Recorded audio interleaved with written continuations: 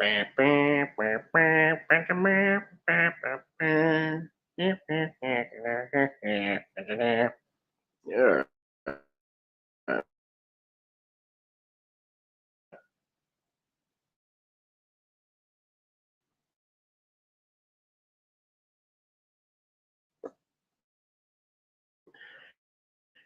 Yeah.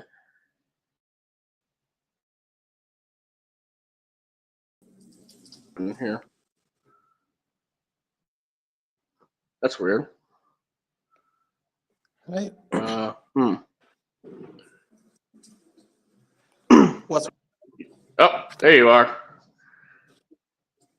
Yeah, there was like a bit of a delay there for some reason. Like I pressed you to come on, and for some reason it took a few seconds before you popped up. So okay. Yeah, no, it's fine now. no, how you doing? Fine, actually, I watched it yesterday, the movie. Nice. Yeah. And, speaking of movie, welcome everyone to Sea Monster Live number 44. We are approaching 50, actually. So, yeah. And Yeah, I watched. Sorry, go ahead. no, I was just saying, yay.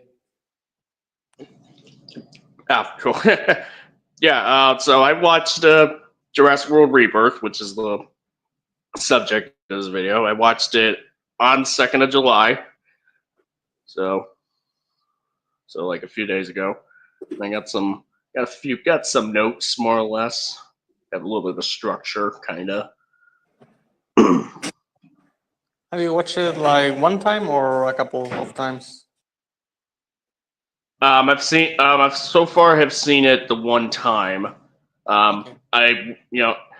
And I would say I am kind of interested in seeing it again at some point. It's really just a matter of timing, really, of everything. Yeah. Yeah. You know, just Also, kind like I want to watch map 28. out. So like I wouldn't be able to watch it twice. I don't have that much time. Oh, 28 years later. Yeah. Like for example, I'm going to watch that one tomorrow. Like I want to watch it before it goes out of theaters. So yeah. Ah, gotcha. Yeah, I've seen it like the one time, back in June, and honestly, that's probably the that's pretty much the only time I need to see it, at least in theaters. So, Okay. but, that just and we got Zavik. Hello.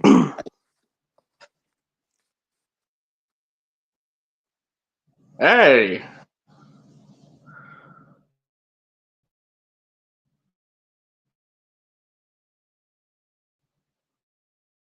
Hmm. Can you guys hear me? I don't know if it's yep. just mic issues, but Ah, you seem to be cutting out a little bit for me. hmm. That's it. Am I cutting out? Oh, Yeah. And then allow right now is just muted, that's but huh. That's weird. Hmm. I mean, I'm fine, but also like I just changed Wi-Fi to data. Yeah, let me try to do that on my end here. Give me a sec.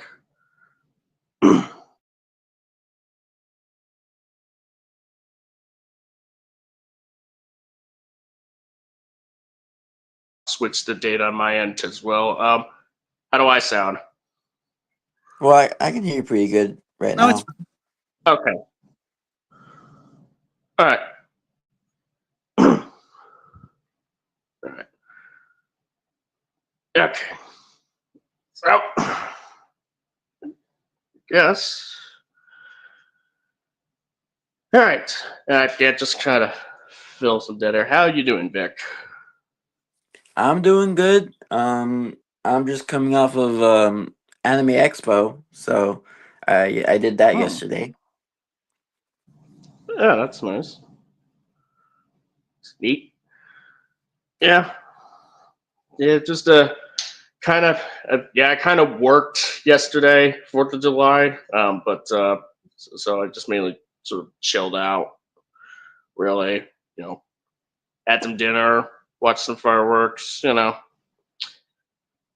American way. Fireworks. What happened?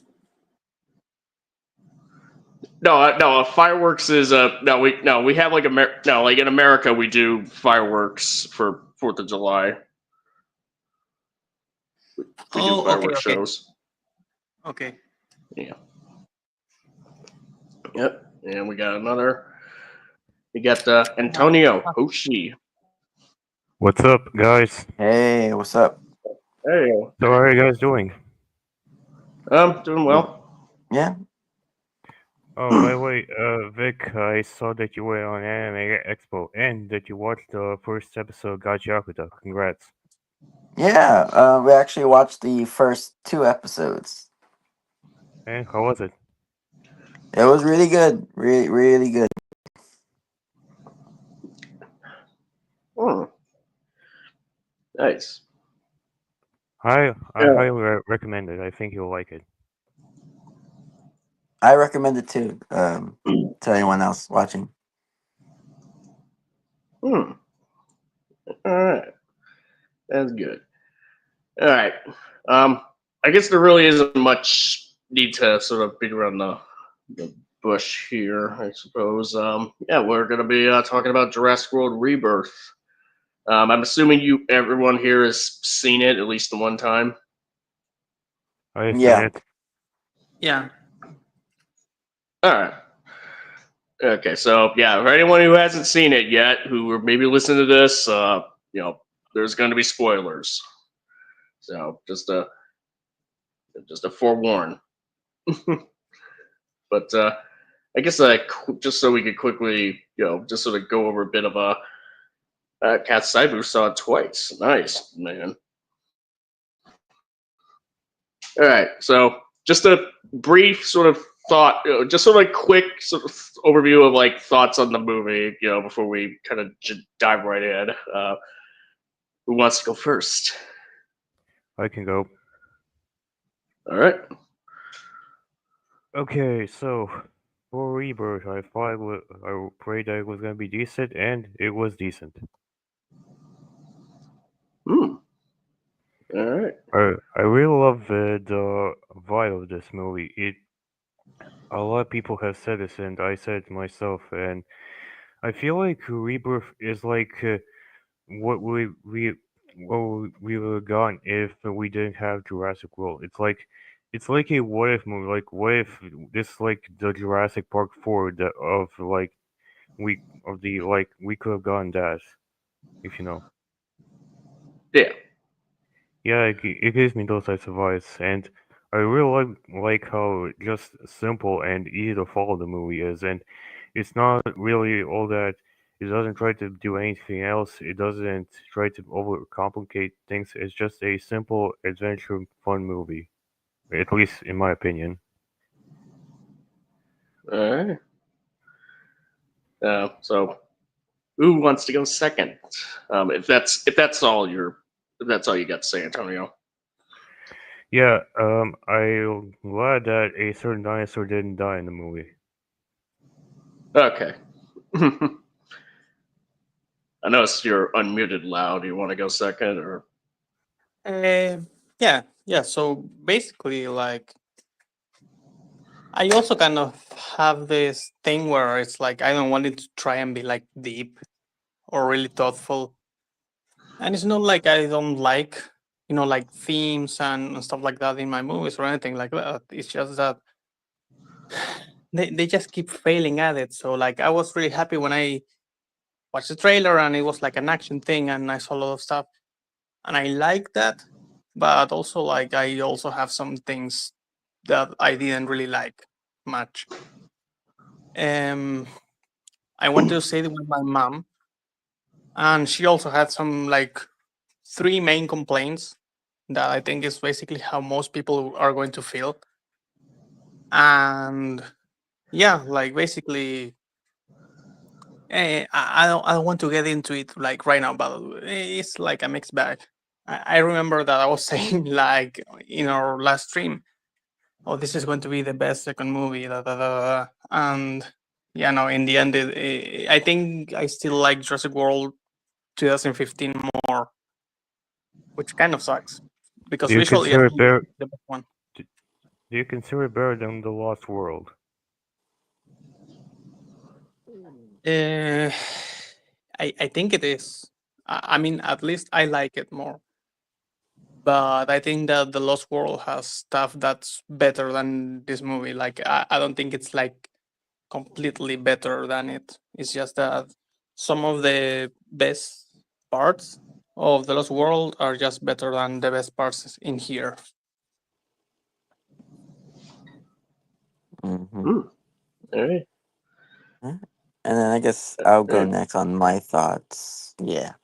So I would say overall, as a film, there's a lot of stuff that I really liked in this movie. Um, Lots of cool like action set pieces, and I think there were some really good like thematic through lines in the film. Um, but the reason I say is that the reason I'll say that overall I just like the film is because I wish some of those through lines like had like a were fleshed out a little more. And we can talk about that more as we get into the deeper discussions of the plot and stuff. But yeah, All right. overall, I like this movie. Okay. Um.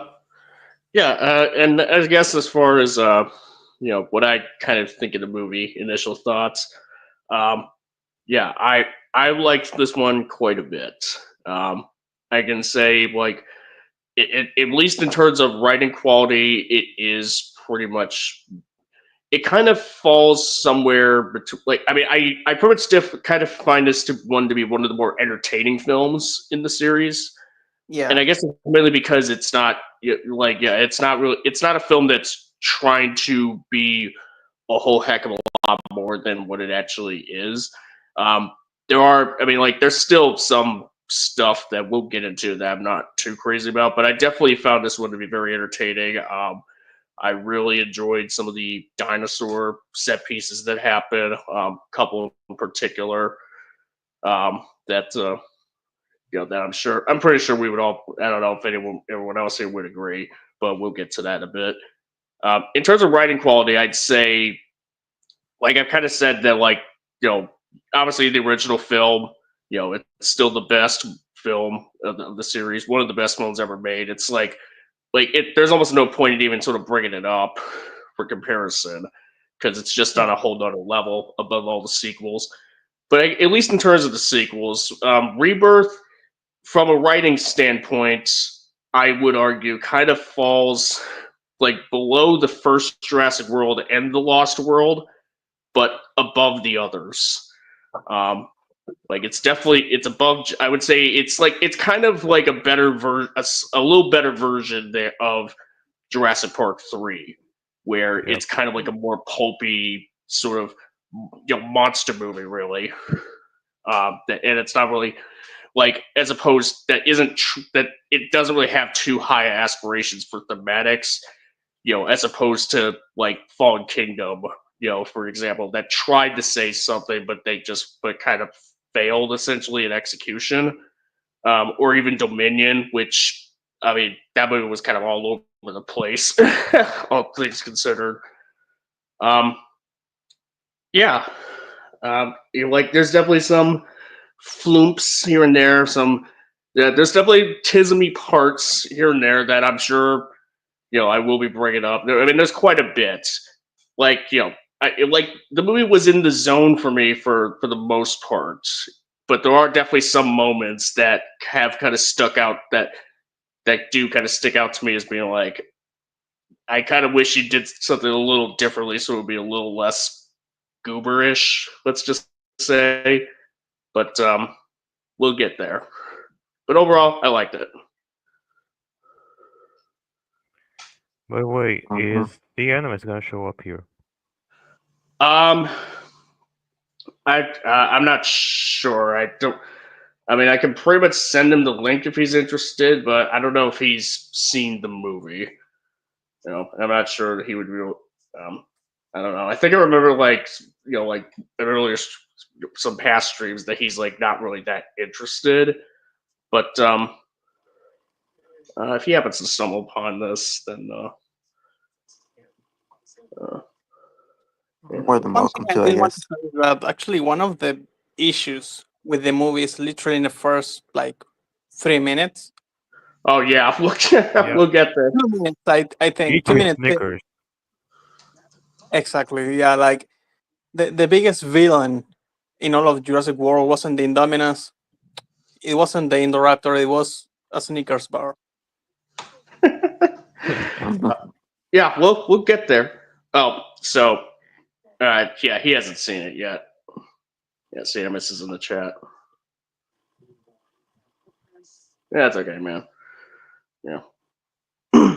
But yeah, I guess we'll just kind of get into it, into spoilers. I guess yeah, I mean we kind of started out right from the get-go. The opening details that it's 17 years before the present day events.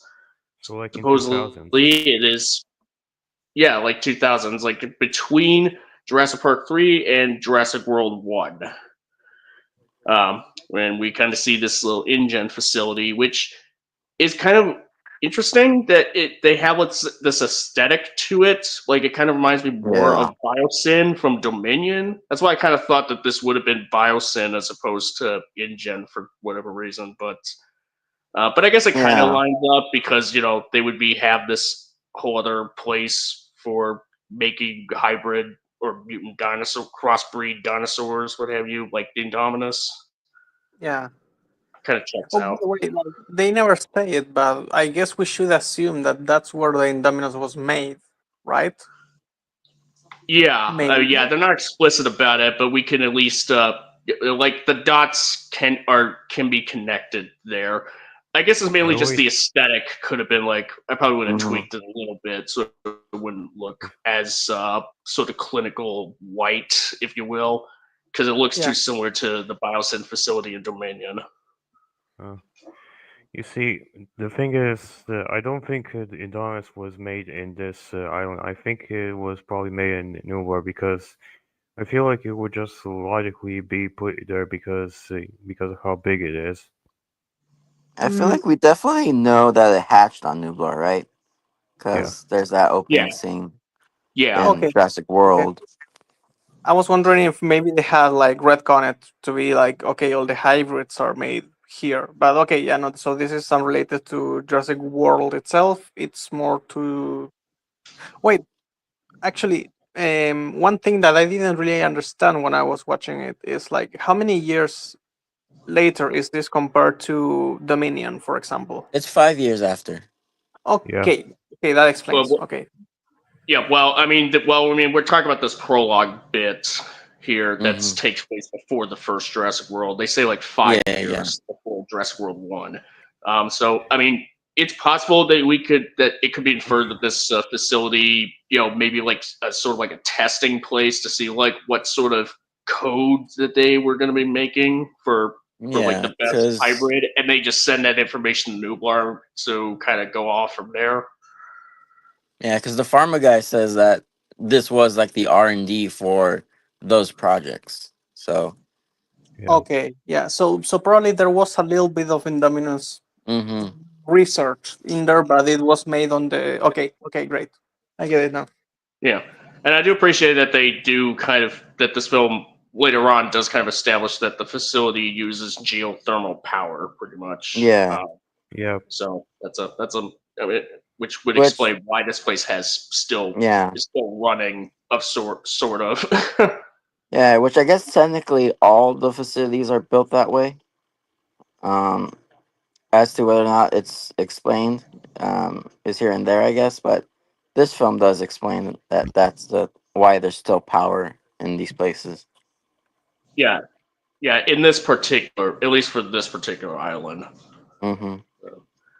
But yeah, and then we got these these scientist people. They put on hazmat suits. One guy is kind of snacking on some food, and as he approaches to do the key thing, which they both turn at the same time to open it.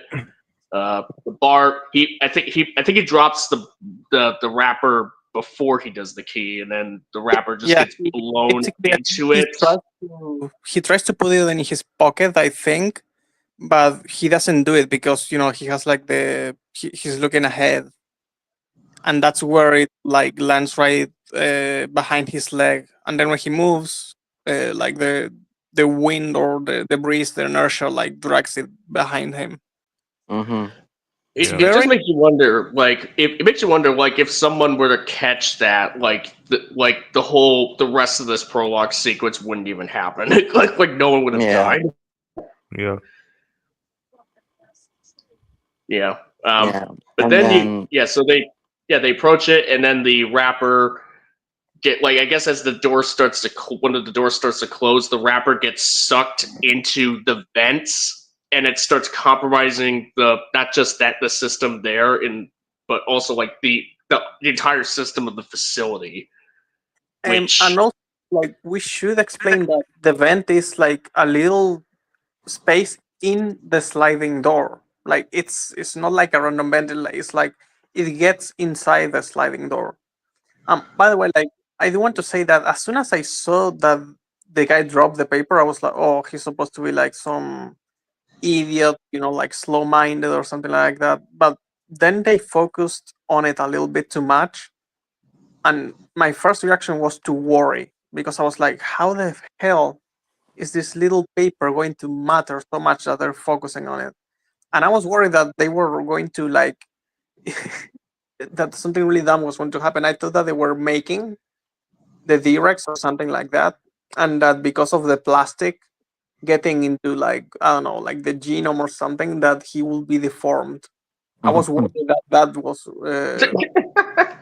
oh no, the Also, wrapper is just kind of more kind of like what the virus that Dennis Nedry puts in the original Jurassic Park, where It's all really, the systems shut down and they have to it be reset. it amazes me that just one wrapper was enough to cause such a massive trouble slash calamity towards the lab that literally everyone had to evacuate immediately. It was yeah, such a problem. mm-hmm. Yeah, Yeah, I think it's because the the thing that happens is that like the entire movie. the wrapper causes the door to malfunction, and then the system can't fix it unless it reboots everything.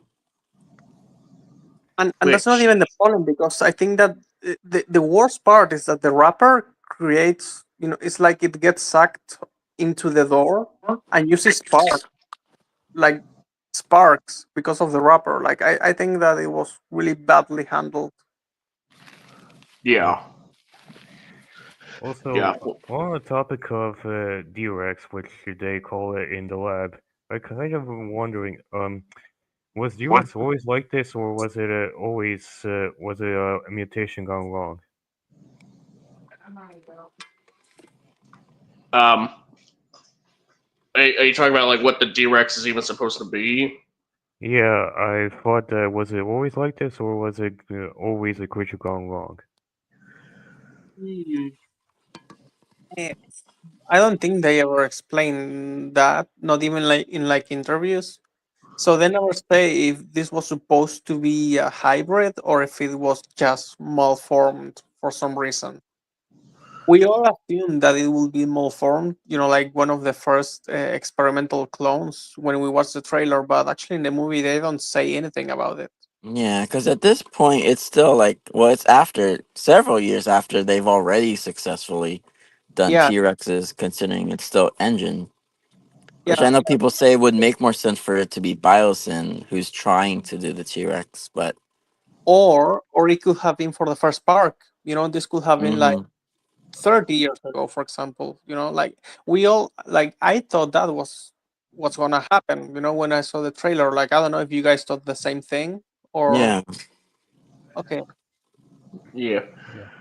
yeah. I mean, I do agree with you, Simon. Like the guy pretty much, like even if the guy, yeah, like okay, like even if the guy accidentally like had like something did get into the flow and it just got slipped past by all those people for whatever reason, and it caused the whole system to need to be rebooted because the airflow is messed up. Um, yeah, like the guy pretty much, like yeah, the guy was totally irresponsible, pretty much. But yeah, Yeah. And on a very basic level too, because like honestly, who the hell doesn't put the wrappers on their pockets or like throw them like Yeah, honestly and so angry. yeah, and he's especially doing, fumbling there when entering the room of like the most dangerous thing in the facility. Like that, you would think that this sort that that's sort that that's like the lap that messing around should be the last thing that you would be doing before entering the room where the kaiju essentially is pretty much in you know Yeah, I mean, or taking care of. Like I still don't really understand what they were doing there. To be fair, that's one of the problems now that I think about it. Because even though we solve that, like we still don't really get the point of the D-Rex, why it like the way it is and what they were doing with it. yeah. That place. Yeah. Hmm. It is explained that the island was used to create mutant dinosaurs because InGen thought the public wanted to see something new. I mean, Yeah. you know, that's which kind of more or less lines up with how this island could be that this facility or what have you would also be a part of the Dominus sort of creation. Yeah. Yeah. But Yep. Yeah, they do set that up. Yeah, yeah, and now that I remember, they did say that, hey, why don't you just kill them if they're failures? And it's like, well, they're too expensive to kill. I like to just kill them. So like the investors wouldn't trust you if you just kill it when it doesn't look right. But at the same time, it's like, wouldn't it also be way more expensive to keep it alive all that time? Like that. So I feel like they tried to answer it a little bit, but they never gave a direct answer to this question. yeah, Well, yeah, I guess because the way the guy says it, he explains it as like an investment. Because like you spend so much money on this thing, and then if you kill it, there's nothing you can like gain from it. Whereas if you keep it alive and under research and development, as he says, then you have more room to learn from it, I guess, and then like see it through. I find it interesting that he says like that one of the mutant dinosaurs or hybrid dinos, is like $72 million sort of put in it. So it's like, oh, so these mutants are like they're more expensive than like the more legitimate, authentic dinos, cost in. I just realized? I think the Indoraptor, when it was put in the market in Fallen Kingdom, like didn't cost 72 million. They didn't sell it for 72 millions. So people much rather have abominations to work with them rather than actual living creatures. Mm. Well, actual dinosaurs. They're or at least they're like as pure versions of dinosaurs as they can. You know, My but point still stands. no, I get you. Yeah. But yeah, they say they lock the facility down. Everyone gets out except for the guy who pretty much inadvertently caused all this to happen. So And that's probably one of the most goofiest moments in the entire movie. yeah, it's like no, please, no. Ah! By the way, I do want to say like it. You all felt it, right? It was basically like G14 all over again with the dog. Yeah, Yep. Yeah, it was really and nice. Yeah, it's Godzilla 2014, except it's not as the tone isn't as sad as in 2014. Yeah, Which is it's sad yeah. for me. I yeah. kind of wanted this movie to be a little darker, but hey, it is what it is. Yeah, It's but also vaguely similar to Rogue One too, Yep. which well, I guess this is a trope that Gareth Edwards likes to do. yeah. I mean, I think this probably maybe a bit more in line with Rogue One, considering you got a guy that's like just banging on the door, scared out of his mind by this by this scary thing that's about to kill him, coming up slowly behind him. Um, Except it said Darth Vader. It's a mutant T Rex Hmm. thing. A beluga T-Rex whale thing. Yeah, And you know what? Xenomorph When T-Rex. I was watching the movie, at first I thought, like the door malfunctions, right? And what I thought that had happened was, okay, so they only know that one door is not closing. They maybe don't know which door isn't closing, and so they assume that it's the T Rex or the D Rex. So everyone freaks out unnecessarily and just leaves. That's how I perceived it because I was like, there's no way that a rapper could destroy like the entire system. And I think that most people might have that thought too, because like honestly, like that's really dumb. That Sandra also, Brody and the Rebels didn't eat a Snickers before doing what they did. How funny would it have been if Rogue One, while they were trying to get the Death Star plans, a Rebel was like eating a candy bar and all that, and that's No. what caused Darth Vader. Like, I know. Wait, someone is eating the sneakers. Actually, all the soldiers are eating sneakers before Darth Vader arrives, and then when Darth Vader like starts breathing, he's like, like he swallows all the sneakers, and it fucking kills him. It's suffocation. Is it okay if I say this about this opening sequence? yeah, Sure. go ahead. It reminds me a lot of from the game Primal Carnage, where it's like in one of the trailers for Primal Carnage, we see a T-Rex that was locked in like a castle court, and during that sequence, it breaks out and it kills one of the guys. It kind of reminds me of that, where the T-Rex Mhm. is killing that guy. Like, I mean, for all we know, the guy could have just given the D-Rex and just be like, because it's like, yo, here, eat a Snickers, because they're not you when you're hungry. Better, and then it turns to a normal T-Rex. He just gets eaten anyways. But hey, at least he finally looks normal. The first one is to make him into a normal T Rex, and the second one is to turn him into Barney. Ooh, better. You're gonna die. uh, yeah, anyway. Um, I guess like a quick question. I get maybe speaking a bit far ahead. But what do you guys even think of like the mutant dinos, like the D-Rex and the mutant mutadons as well? Because I mean, I kind of think that they were. I thought they were fine. It's just that they kind of seemed a bit like they kind of seemed a bit more like afterthoughts. The way they were integrated into this film's plot. Like they could have just been like it's not really a whole heck of a lot different from the Giganotosaurus from Dominion, if you ask me. Yeah, I do have some things to say, and I do not want to say much yet. Is But it, basically, is it okay if I I show you just guys like they're a something? wasted potential. Like they were wasted. To be fair, even though Hmm. I like the movie, they were a complete waste. Yeah. Is it okay if I show you guys something on the Uh, present? do you have screen share or? Yeah, I have screen share. Yeah, I have to. Yeah, just gotta keep an eye out for it. Um, okay, you guys can see it. Here, give me a second. It should be pulling up here. All right. Do you see it? Can Yeah. you pick which one in Uh, particular? yeah.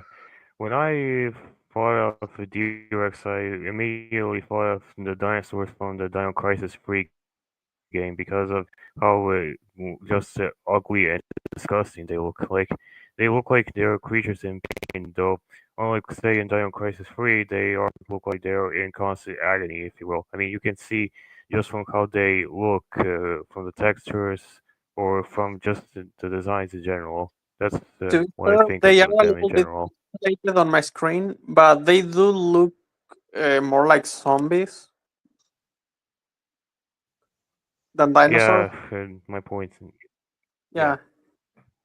Yeah, yeah. I think it would have been kind of interesting if they did kind of go with like that sort of dynamic with the D-Rex to give it a little more characterization. Like the thing is constantly like in pain because apparently the director somebody said that we're supposed to like feel sorry Mhm. for the D-Rex.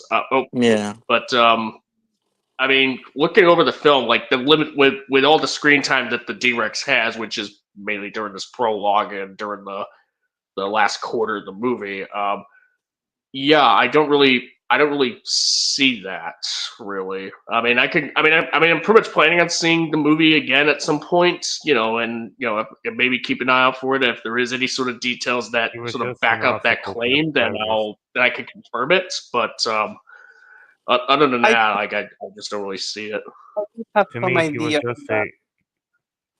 like I was saying, to me, the D-Rex was just an obstacle for the protagonist to face off against and just get away from it. Mm-hmm. Yeah, Yeah, it was basically that. And also, I don't think that it was like super aggressive. I think that it, like the way in which it grabbed the first guy, for example, I feel like it was kind of like playing with him, but not. Yeah. you cut out a What? bit there. Hmm. The Hmm. D-Rex's screen time is shorter than a TikTok video. No, at least we can all agree that it's better than the Giga. Hmm. You know I what? I'm gonna say it. I think the Giga had more going on than the D-Rex, only because a lot of the D-Rex is pushed back towards the end, which Gareth, I guess, loves to do. Um, Though I will say that the D-Rex did have more kill counts than the Giga. Yes, sure, yeah, yes, the D-Rex but at least killed most people. dinosaurs don't have any kill count. Most dinosaurs don't have any kill count. Even the ones that absolutely should have a kill count. Yeah, I mean, but I guess if you want to talk about, I guess if you want to specifically refer to like the Raptors, pretty much like all across the series, or even if we just stick to one movie, I mean, like Even Indominus. yeah, Ordering Dominus, yeah, but yeah, I mean, we'll get to. I guess we'll kind of get a little mhm. more into the kills in a bit here. But yeah, and title comes up, and then we have some text that sort of like Yep. gives us a little get us caught up on what's going on. This one Now pissed me off.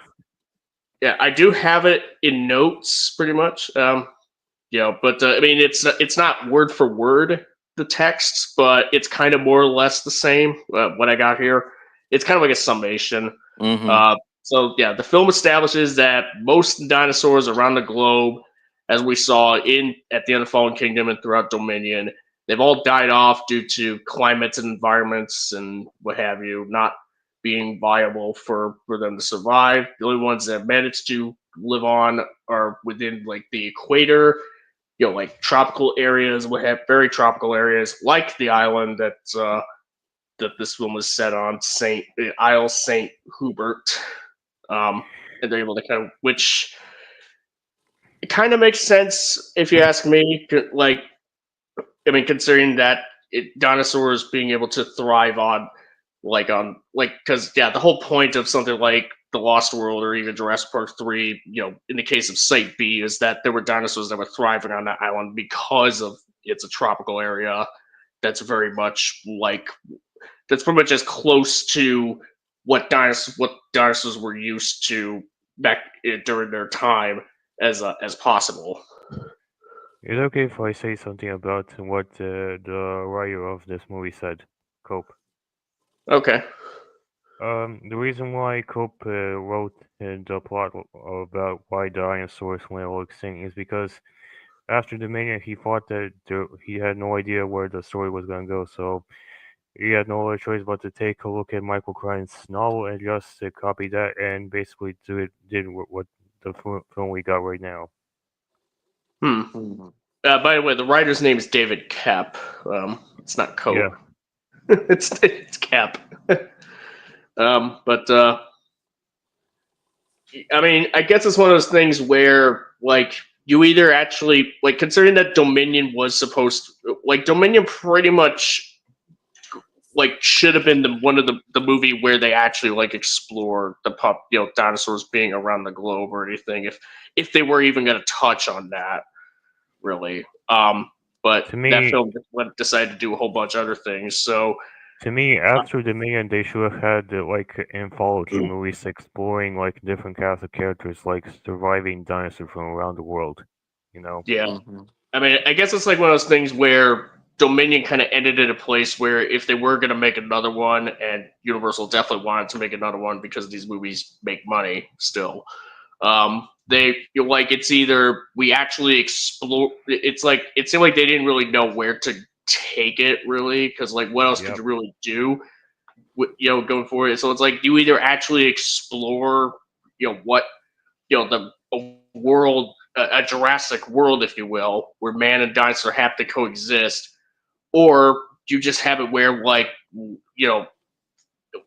considering that a lot of these environments, the dinosaurs can't even shouldn't even feasibly survive in. I mean, like take like that scene in Dominion with the apatosaurs or the Parasaurolophuses in a snowy climate, like.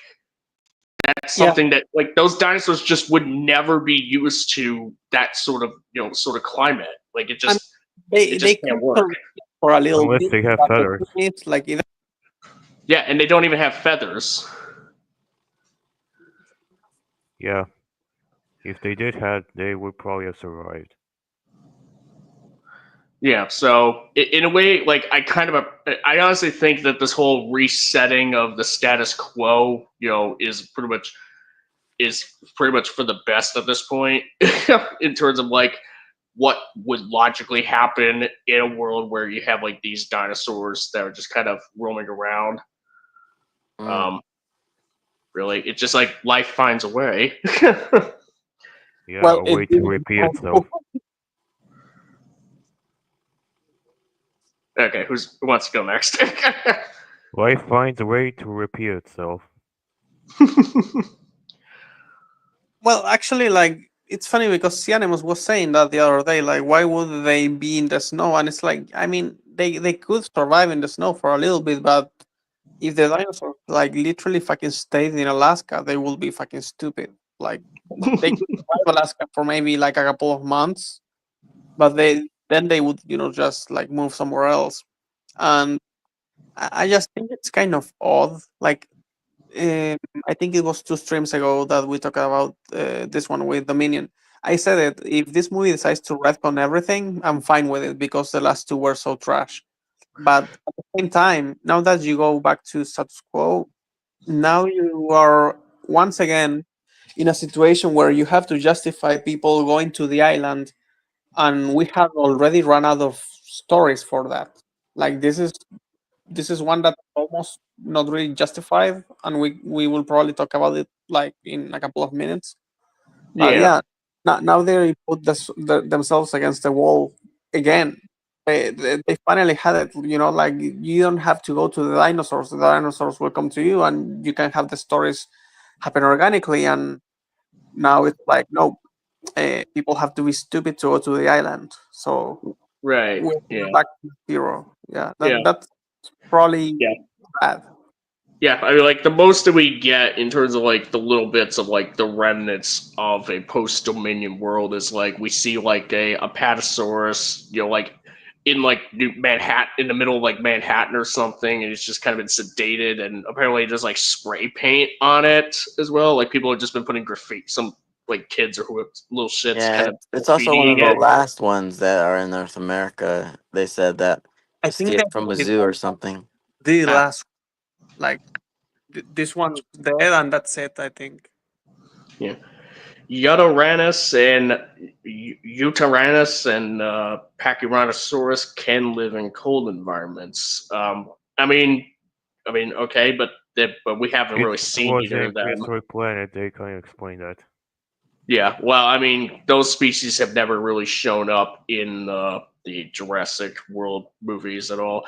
Like the most that I could say like Pachyrhinosaurus ever appeared was like, at least from what I recall, was like a figure from the Fallen Kingdom lineup, one of the Roarborn figures that was accidentally mislabeled as Sinoceratops. Mm. So just Yeah. that's a little fun fact there. But yeah, and we meet Martin Krebs, who is this CEO of a pharmaceutical company, and And probably not the main villain of the movie. No, not at all. Not at all. And he meets with Zora Bennett, you know, Scarlett Johansson, and she's a spec ops mercenary person, and they make a deal pretty much. Like it's like, yo, I'm gonna pay you a shit ton of money if we go to this island, extract some DNA for dinosaurs, so we can cure heart disease. Hmm. Yeah. Yep. Which And I think is a pretty good, MacGuffin esque thing to go to the island for. Yeah, and and he's was all like, yeah, and by the way, like it's not legal for secret, but it'll be worth it. Trust me. We just need to get an expert, and the so thing they is, like, the way they explained it, it was basically they need the blood of the biggest dinosaurs because they used to live the longest, right? yeah. So lived so long that they probably never had heart attacks or anything like that, or something similar. Even though we probably wouldn't really know from the fossils if they had like a lot of heart attacks and stuff like that. Hmm. Thing is, and this is the question I thought of while I was watching the movie. Is like, what about turtles? Tortoises, like those live centuries, right? Yeah, but can turtle blood cure heart disease? That's the thing. I think that they should have acknowledged something like that to be like, yeah, like we have tortoises, for example, but we need like different samples from different animals so we can compare it and try to find like a common thing. Like I feel like we needed to explain a little bit more because we do have animals that do live like incredibly long lives right now on Hmm. Earth. So I think that should have been acknowledged because it makes you wonder like, do the characters know, like, does the pharmaceutical guy know that tortoises live for centuries too? Yeah, I think it was also explained that it's also about the size, because when you think about the size of these things' hearts and their systems, how they work, that's something to do with it too. Hmm. They do mention the size, but I think that I think that what they said was that like it's part of the hard thing, but also how long they live. Hmm. So that's the thing. Like, is it exclusively for how long they live and the relation it has to their size, or is it both things? Like, I don't know. There were some things that I was like unclear about. Maybe it was just me, but like I thought of that. Yeah. So the plot of the movie is that they want to capture the blood of the three most biggest dinosaurs that ever walked the earth, and take their blood and give them to the blood disease. In one case, it's the biggest dinosaur that ever walked the water. No, swim the water. I know, I was making a little joke there. We need to find Dino Jesus. But then again, Or in rest in this peace, case, the Lao. But Mosasaurus. yeah. Also, I don't know if you want to talk about it now or later if we get down to the plot about the mosasaur. Oh, I just noticed Loud disappeared. Yeah, I Oh, know. Rest Oh in yeah. peace. let me get it back on. It's funny because you press back on the phone and it's like, nope, you're out of the call, and it's like, I no. know, right? I hate that.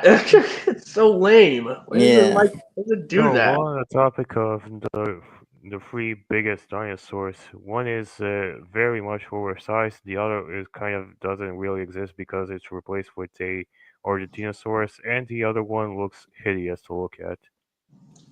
Not to mention, like 2/3 of the trio technically aren't dinosaurs.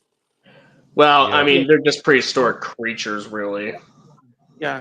And one is replaced, I think, by the Amargasaurus, which is from Argentina, as you said, Hoshi.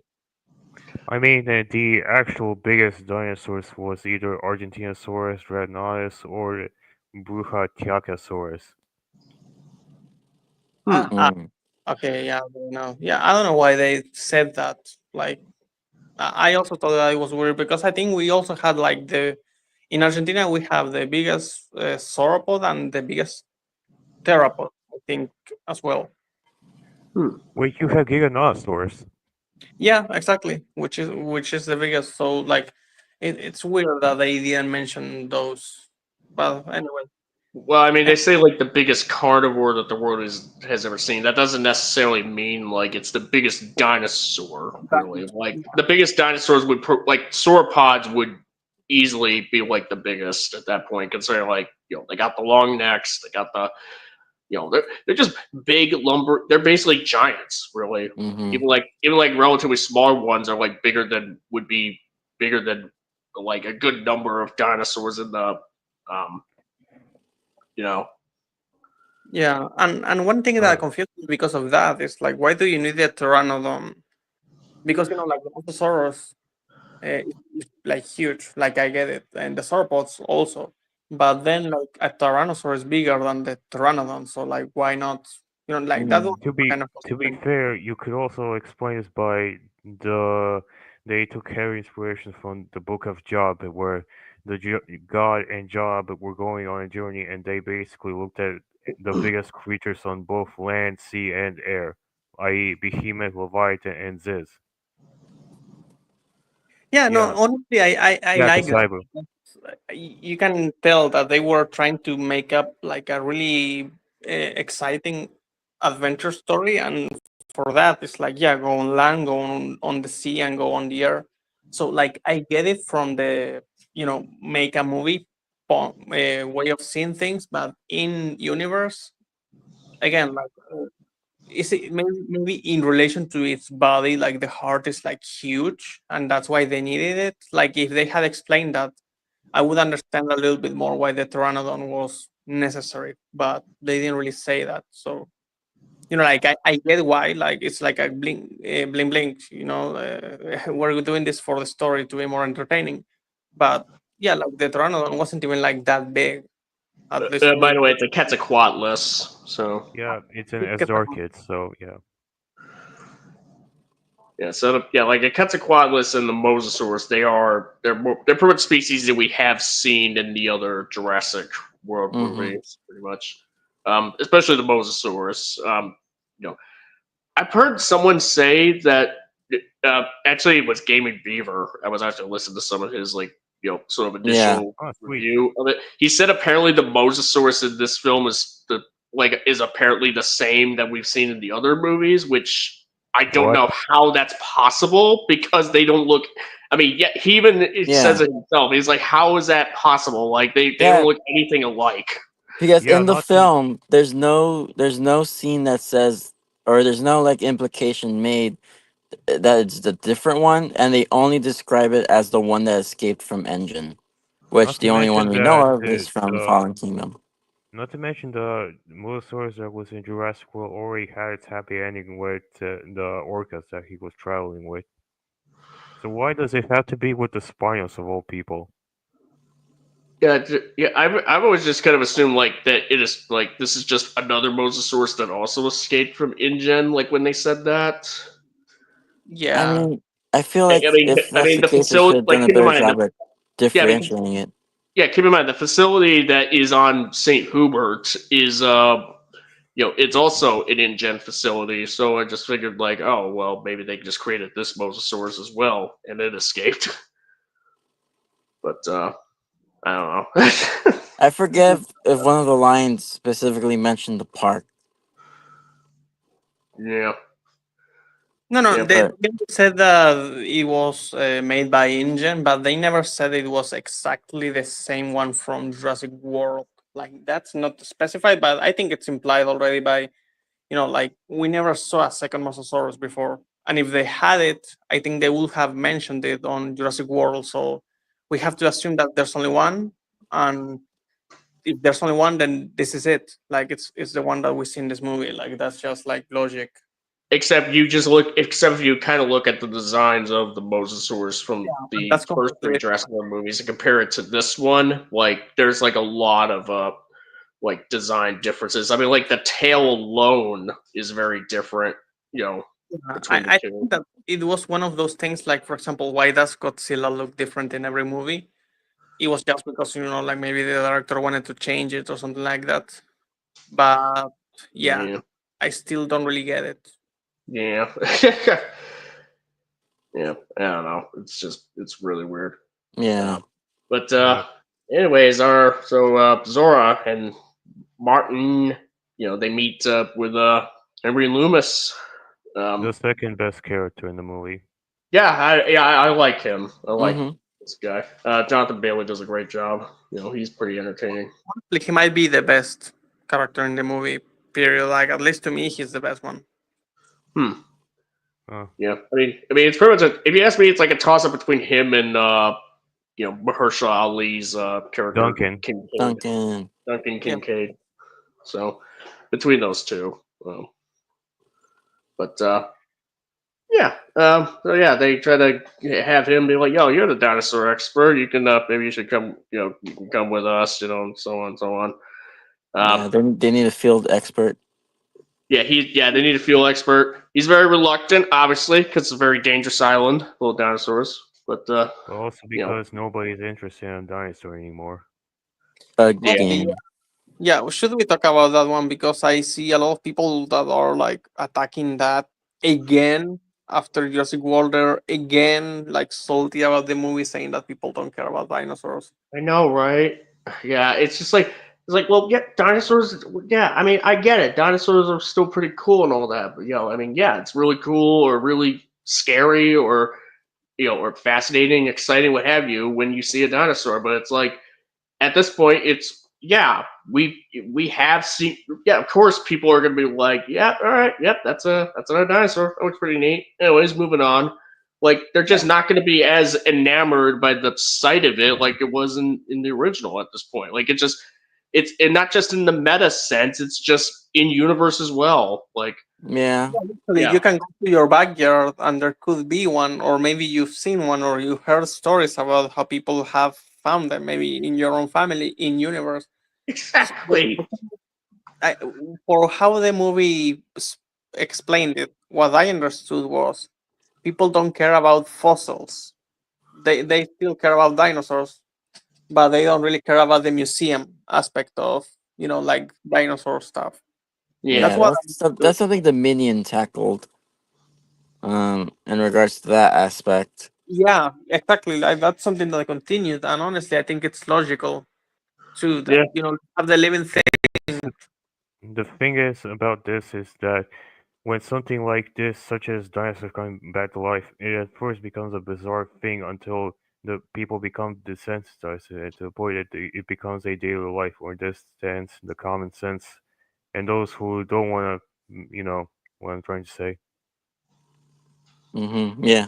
I gotcha. But yeah, Loomis takes a bit of convincing after he chews on some. I guess you get what is it, like mint? Altoids or something. They're called. Altoids, yeah. And he's like, all right, I'll go. And I guess this kind of has to do with the museum shutting down and what have you. Yeah. And then they and then next they meet up with Duncan Kincaid, Mahershala The Ali. best character in this movie. Yes. Yeah, I really like Duncan here.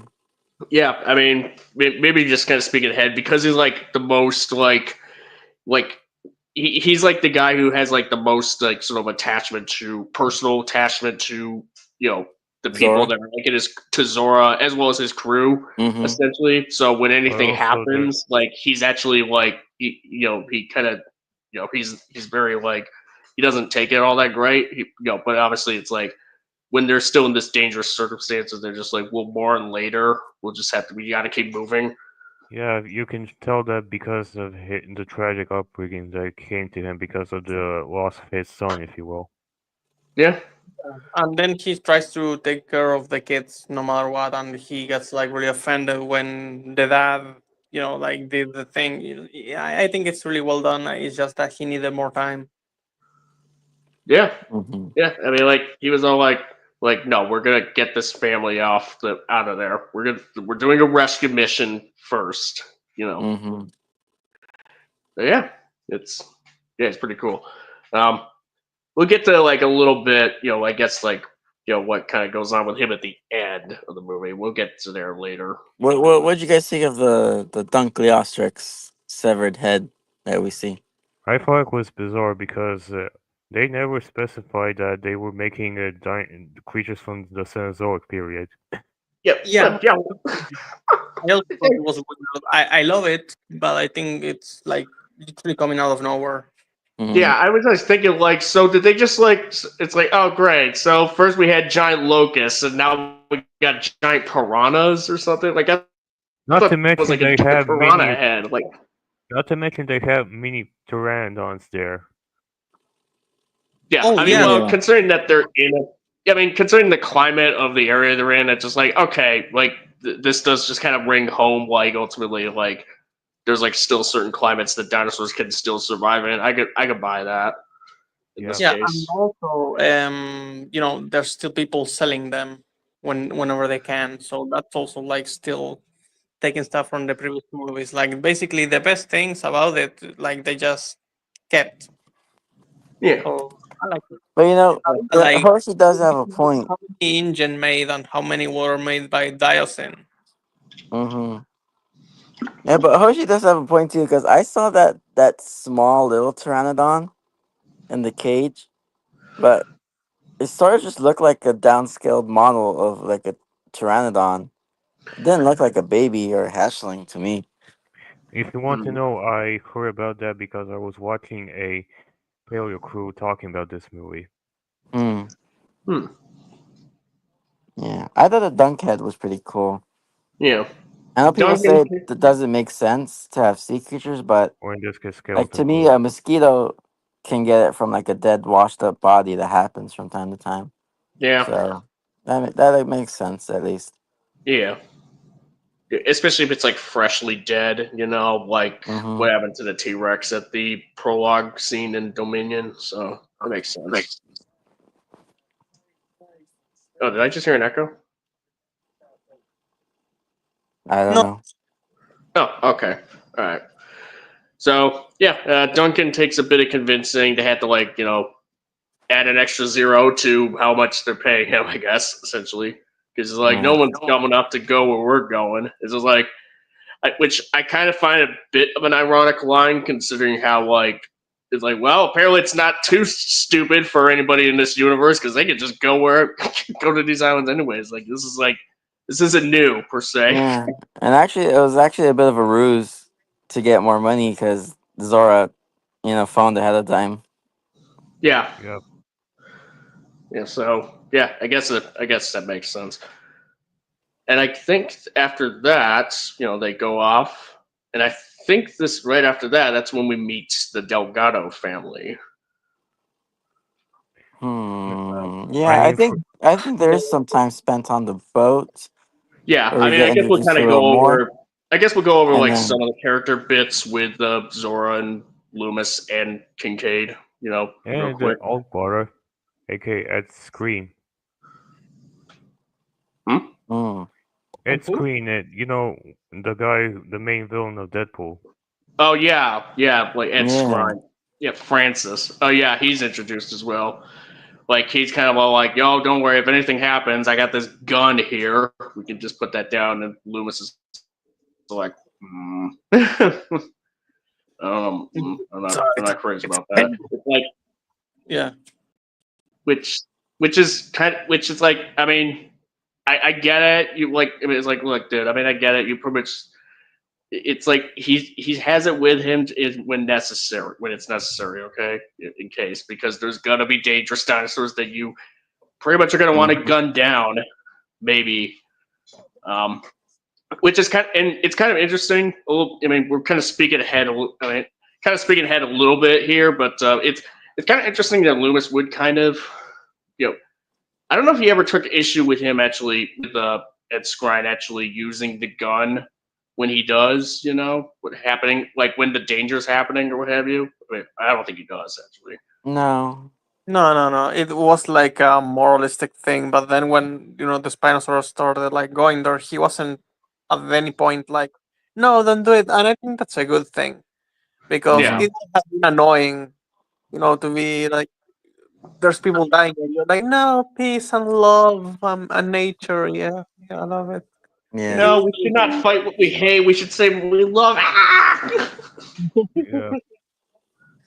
So I like that he dropped it. Like it's realistic. Like you don't agree with it, but when you see the reality of the But situation, you don't want, yeah, you don't agree with the method, but you don't want to die. So it's just like it is what it is. Yeah. Which, all right, that's fine. So are we gonna talk about the Delgado family? Yeah. Oh yeah, okay. the Yeah, Jurassic Park 3 remake, but kind of a little bit. better, to be fair, because here's one thing that I do want to say to like defend this part, because I see people saying, oh, they just went on holidays to the fucking dinosaur island, and it's like, not really. Like, it's not that JP3 situation, because in JP3 they literally were next to the island. Like, they could have gone to the left for 10 minutes and they would have been on the shore of the island. Like, that was fucking retarded. Here, it was because of the mosasaurus just going all over the place, like in within the Ecuador. And it's like, when the dad explains it, it's like, Yeah, one boat in like 500 gets attacked by a mosasaurus. How could we have known, right? And it's Also, a lot. it because, like, it's the same thing that happens with orcas. For example, in Spain, when there were orcas, destroying boats, it's not like they destroyed every single boat, but there were like some attacks. But many boats were just like fine, and that was like a thing that happened like a couple of years ago, and no one really remembers it anymore. yeah, and keep Also, in a mind, lot of like the mosasaurus is also heralded by by a couple of spinosaurs, like in the distance, where they're like, are those sails? Yeah, and also, if people don't really know that this island exists, that this one in specific exists, they don't necessarily have to know that there's spinosaurs. Yeah, Also, while on the subject of the Delgado family, a lot of critics said that they find it so stupid that this family had to go like hundreds of miles on the ocean, and they say that it's daily, which a lot of people found that stupid. Mm. I They, mean, they were going on a vacation because the dad was divorced from the mother, and he wants to spend time with his kids, his daughters, pretty much. Yeah. Even if it means that his older daughter has to, wants to bring her boyfriend with them. Oh So boy. and not only that, I think they said that they had already done this in the past. Yeah. Yes. So yeah, yeah, like, I think that it's more believable here. That this was like, like we always did this when with my first daughter, da da da. We didn't take into consideration that, like, now it seems like there's a fucking mosasaurus around. Uh, so yeah, I don't think that it's so bad, to be yeah. fair. At JP3. Kasabi was asking Yeah. if it was vacation or immigration. I believe they said Yeah, it was a vacation. vacation. It Yeah. was a vacation. Yeah, And because it's like a specific the route daughter they said took that she's for it. about to go off to university, after it's all done. So Well, no, she's not anymore. She's not coming to our big, beautiful university.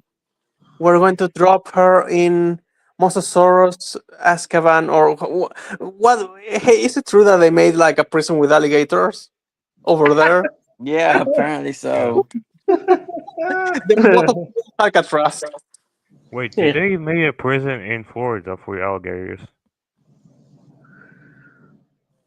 Oh, well, not for alligators, but one of the security measures is alligators. Yeah. Yeah, No, yeah. I meant They have a did gator they pit. make prison in Florida for alligators? No, no, Yeah. no. The prison is. I heard it was for immigrants, and if you escape the prison, there's a bunch of alligators in the area. Oh, It's like medieval shit going on. that's insanity. So maybe the Mosasaurus was sent by Donald Trump. Some critics make the mistake of appealing to their personal incredulity. Interesting. Hmm. Anyways, Hmm. but yeah, Well, on the yeah, topic, this first Mosasaurus sequence was pretty neat. It's kind of it's obviously not as good as something like Jaws, really, but it's still a pretty cool sequence that's akin to it. Like they're out in the middle of the ocean. Um, And most isolated sources from thought everything that else. and most sources thought that this was a rival instead of like a killing machine, you know? Yeah, yeah, I do want to say that a lot of people are going to say the opposite, but I think that the dinosaurs here, even the mutants, are the most realistic when it comes to behavior that we have ever seen. My thoughts Yeah, exactly. Yeah, yeah, exactly. No Joker dinosaur shit that whatever Trevorrow said the No gig was smiling trying to do. Indoraptor, no Indominus being Indominus, you know? even the Tyrannosaur scene, like I know we'll discuss it later, but I do want to say that I never thought that the Tyrannosaur wanted to eat them. I think he just saw something interesting, with the huge orange raft, and he chased them because he could have killed them if he wanted to. I think he was like playing, and that's Yeah, something that I liked, like throughout the movie. yeah, Pers- like the T Rex is kind of doing a hunt sort of thing, I guess. Yeah, Um, I would say there's like a couple. It's a bit speaking ahead here. I did think it was kind of weird that the T Rex was able to sort of like when the raft like opened up, like the T Rex just suddenly disappears once the raft goes down. We'll It's get like to it. yeah, that's really. It's like, oh no, Ninja T Rex again. Like how? Yeah. How? Yeah, I because mean, if we want to still manage, or I don't know how you guys, mm, you say something like that sometimes. I don't know what the word is, but you could say that maybe it was sleeping like on a little bit of a hill, and it just rolled over to the opposite side, and that's why it ended up like behind all of that stuff and in the water. He just did a roll yeah, essentially. He just rolled out of the way. yeah. Here's the thing for me. The reason why I don't entirely like that scene is because and I was explaining this to people on Twitter too. There's no indication as to what exactly or where exactly the T-Rex went, and that's why it appears that it just teleports. Like the one thing I would have changed is either have the grass be like flattened where it was sleeping, or have the tree be shaking because of how big the T-Rex is, Yeah, Yeah, and so it's moving Yeah, fast. We need some indication that it went somewhere really fast. yeah, Yeah. because otherwise it would almost be like, so wait, was that T Rex? Was the T Rex like a ghost or some shit? Like, how did this? How did this happen? But I mean, it's even worse. Like when the D Rex kind of is a bit of a is a bit ninja like as well. It's like, isn't this thing like supposed to be bigger than a T Rex? And it's not. Hmm. You can't even use the excuse of like how okay, maybe the T Rex could sneak up on people because he's walking through grass. It can make it quieter than anything. Than if it was like walking on a hard surface. D Rex is walking on a hard surface no matter what. Later on, when we get to that scene, obviously. And you tell me like the D-Rex could just sneak up on people like that, like no impact tremors, nothing. It's It wasn't that sneaky, was it? yeah. I don't remember when it sneaked on people, and I think that the reason why it sneaked on anyone was because of mist. Which, by the way, looked Hmm. fucking beautiful. That scene Yeah. was so good. Anyway, yeah. but yeah, I don't feel like he sneaked on people that much. yeah, I mean, we're kind of speaking a bit ahead here, but really, it's Yeah. just kind of like I think we kind of said more or less that. I mean, like all that can be else be said about the first Mosasaurus scene is that the Delgados they're shipwrecked. They're stuck in the middle of the ocean and they have to wait for Yeah. help to come, Yeah. And and help then does eventually come, and so they just give the signal. So yeah, and then like we're also introduced to the like arc of the boyfriend character, who's a bit of an Yeah, ass here, Yeah. admittedly, which yeah. Um and then we're introduced to that, and then also he the reminds dynamic me. of the family.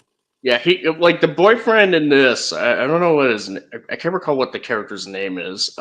Is it Xavier? Oh yeah, Xavier. Yeah, Xavier. Yeah. I yeah, think if you ask me, I think Xavier is like a much better example of what Transformers 4 tried to do with Shane.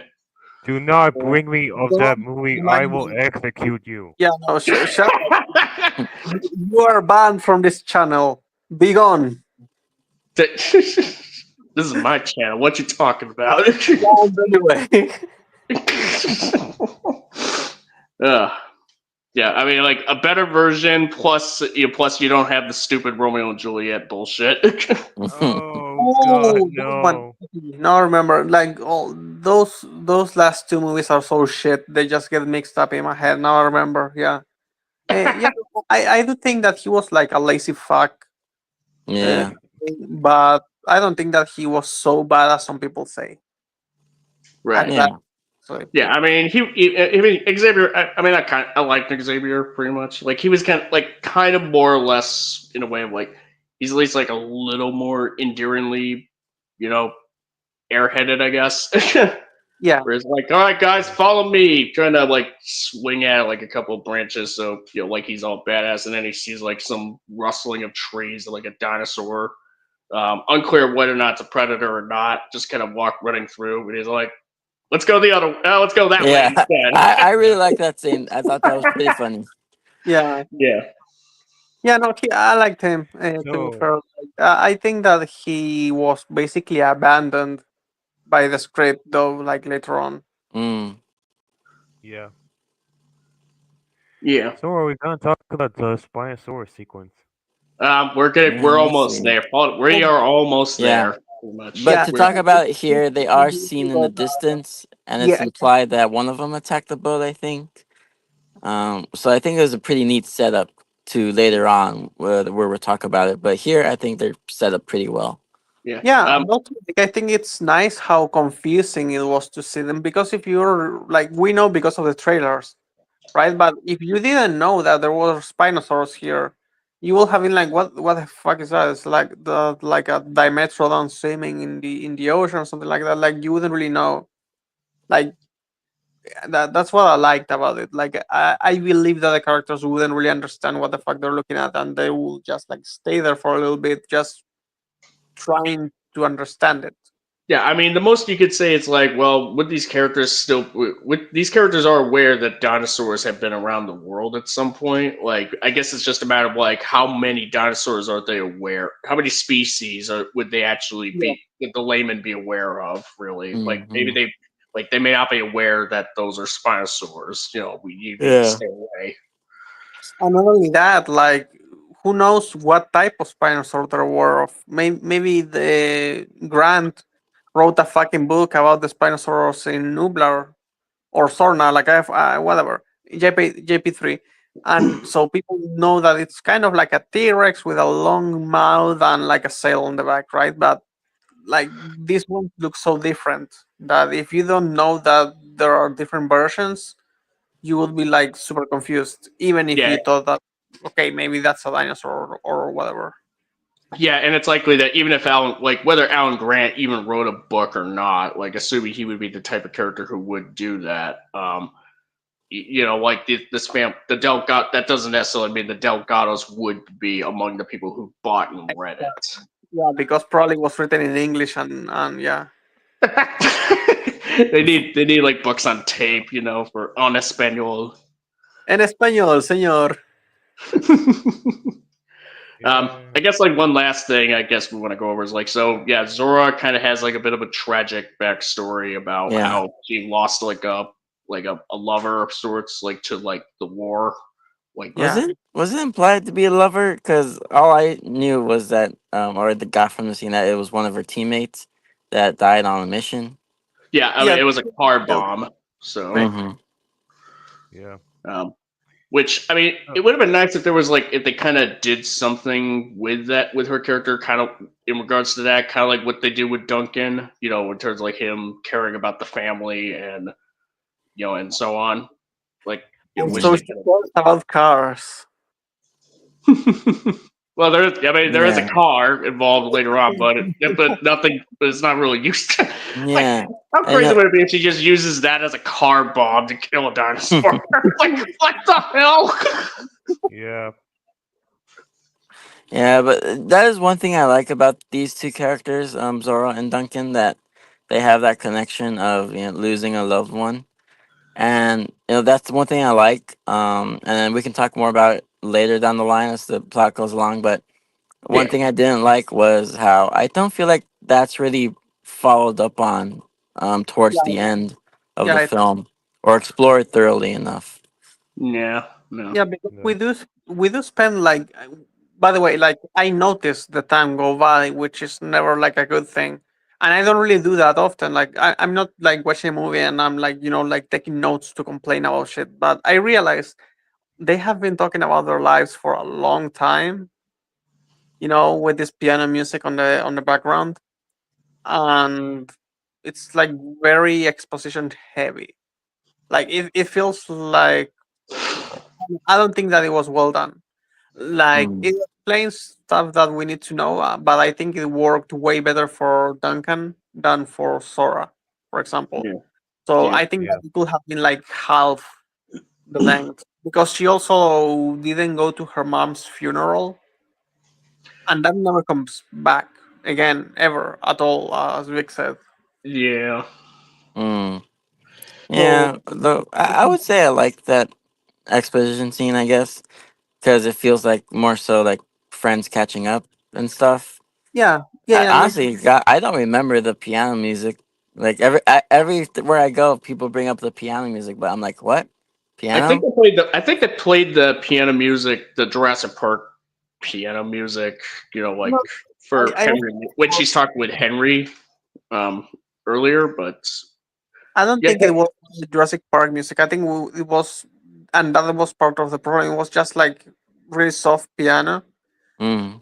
Yeah, like it's a good moment, as Vic is saying, because yeah, it's friends catching up, but also like it does last for a little bit too long. So you start seeing, the screenwriter trying to cram as much stuff as possible for the audience. Like yeah, you do notice a little bit.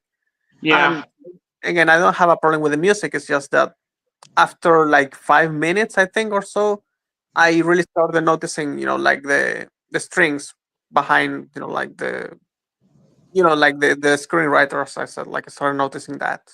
yeah. It would have been nice if they kind of sprinkled like a little more of that, like when they're on the island, pretty much, as opposed to try to like just pack as much in before the dinosaur stuff starts to kick into high Yeah. gear. Yeah, yeah, Yeah. But yeah, and so they pick up the Delgados. Delgados are like, "Yo, why are we going to this island? Yo, what are you guys doing? Why are wait? You're going after the thing that got us shipwrecked in the first place? What the hell? What's going on here? Which reasonable question to ask if you're kind of not in the know of what's happening on the ship. Um, Mm-hmm. but then, yeah, they encounter the Mosasaurus, and so we get the sequence where Zora tries to get the DNA. With help of Yeah. Henry. Yeah. Yeah, with help from Henry. Yeah, it's a neat sequence, pretty much. Yeah, I think it was very well done as far as like action set pieces go, Yeah, especially If in I the had to say water. about this sequence is that it would have been really kick-ass level in like a video game that they were made in for yeah, Jurassic World. yeah, yeah. I pretty much say I really like how they make it seem like that like the Mosasaurus kind of does things like a mix between like a whale and a shark, essentially. Like it just does these jumps up in the air, like a whale, but it's like also attacking and trying to eat people up like a shark. It's like a neat little sort of blend there, like a bit of a mix between Jaws and I'm guessing like the weird sort of whaling sequence in Avatar 2, kind of. It makes me think of that. Mm. yeah. Mm. Yeah, no, But I liked it, and also like the fact that the Mosasaurus almost seems to be like I don't know if you know this, but sharks do this thing where they just swim next to each other instead of fighting because it's like, hey, I'm bigger than you. Like, have you noticed? And the other one is like, yeah. yeah, I noticed. Okay, get the fuck out. Okay, bye. And they don't fight. They just leave. Unless one of the sharks maybe is a little bit slow and he's like, I'm bigger than you, and then he gets bitten in half. Something like that. But Yeah. like again, it's a bunch of behaviors that are based on real stuff that I Yeah. think it makes it better because it's not just like trying to destroy the ship or anything like that. Yeah, Plus, no, it's just being territorial, at most. And you kind of have the whole, and they have to like get close enough to the things that Zora could shoot, the dart into it to get the blood because the Mosasaurus's skin is very thick. because if they try to go, if they're too far away, it's not going to be able to get it in. Like the needle won't get in, so they have to Mm-hmm. get. So they have to run the risk. And yeah, it's a cool sequence, pretty much. I don't really have Mm-hmm. anything else to say about it, really. What about Fun little the sequence. sequence where when they shoot it and the the arrow starts jumping and they manage to catch it? Yeah, yeah, that's a thing that kind of comes that is relevant, Mm-hmm. for late, but yeah, and I guess later on they're like, all right, we got the first sample, now let's go to the island to get the other two. Obviously, the Delgados, they're not too keen on that, but they said, hey, look, there's a village, there could be a village there. You guys could, you call for help or something, and we'll just go on from there. Um, you And know, then hmm? nothing. I was saying, and then everything goes to shit. Yeah, and then everything goes to shit. Like the Mosasaurus When is back, and he's got Yeah, along they with first his they first cronies. mm-hmm. They first noticed the Spinosaurs are back. I think the older sister notices, yeah. or one of them. But before we talk about the sequence, can I ask what are your guys' thoughts on like the redesigns for the Spinosaurus in general? And like there was so much good speculation before the movie came out. For example, on Twitter, I saw someone say, like it's funny that these are like the abandoned versions, basically, because probably they made an accurate one, and since they didn't like it or they didn't think that it looked right, they thought that it was like a failed Spinosaurus, and then they made the one from JP3, and that's like great, but it's not in the movie. I Like, agree. so I think that's the problem. Like, what's the context of these things looking the way they do, which is again more accurate? Why did we never see them before? Like, all of that stuff is like super important for the design. Like, Because they made shit up as they go along. Mm, Yeah, mm.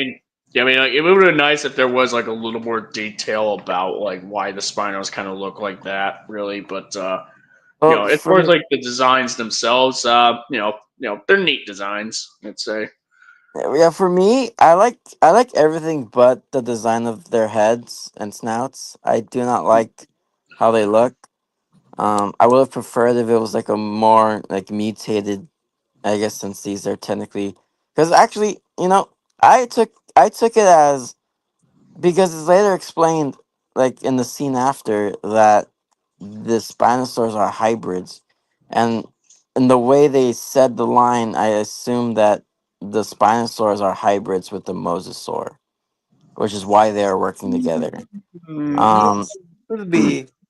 Did they say yeah, specifically that they were hybrids? Like, I honestly I missed that part if they said it. yeah, because like when they're on the beach, I think like the one of them asks like, "Whoa, why are they doing that?" or "Why do they look like that?"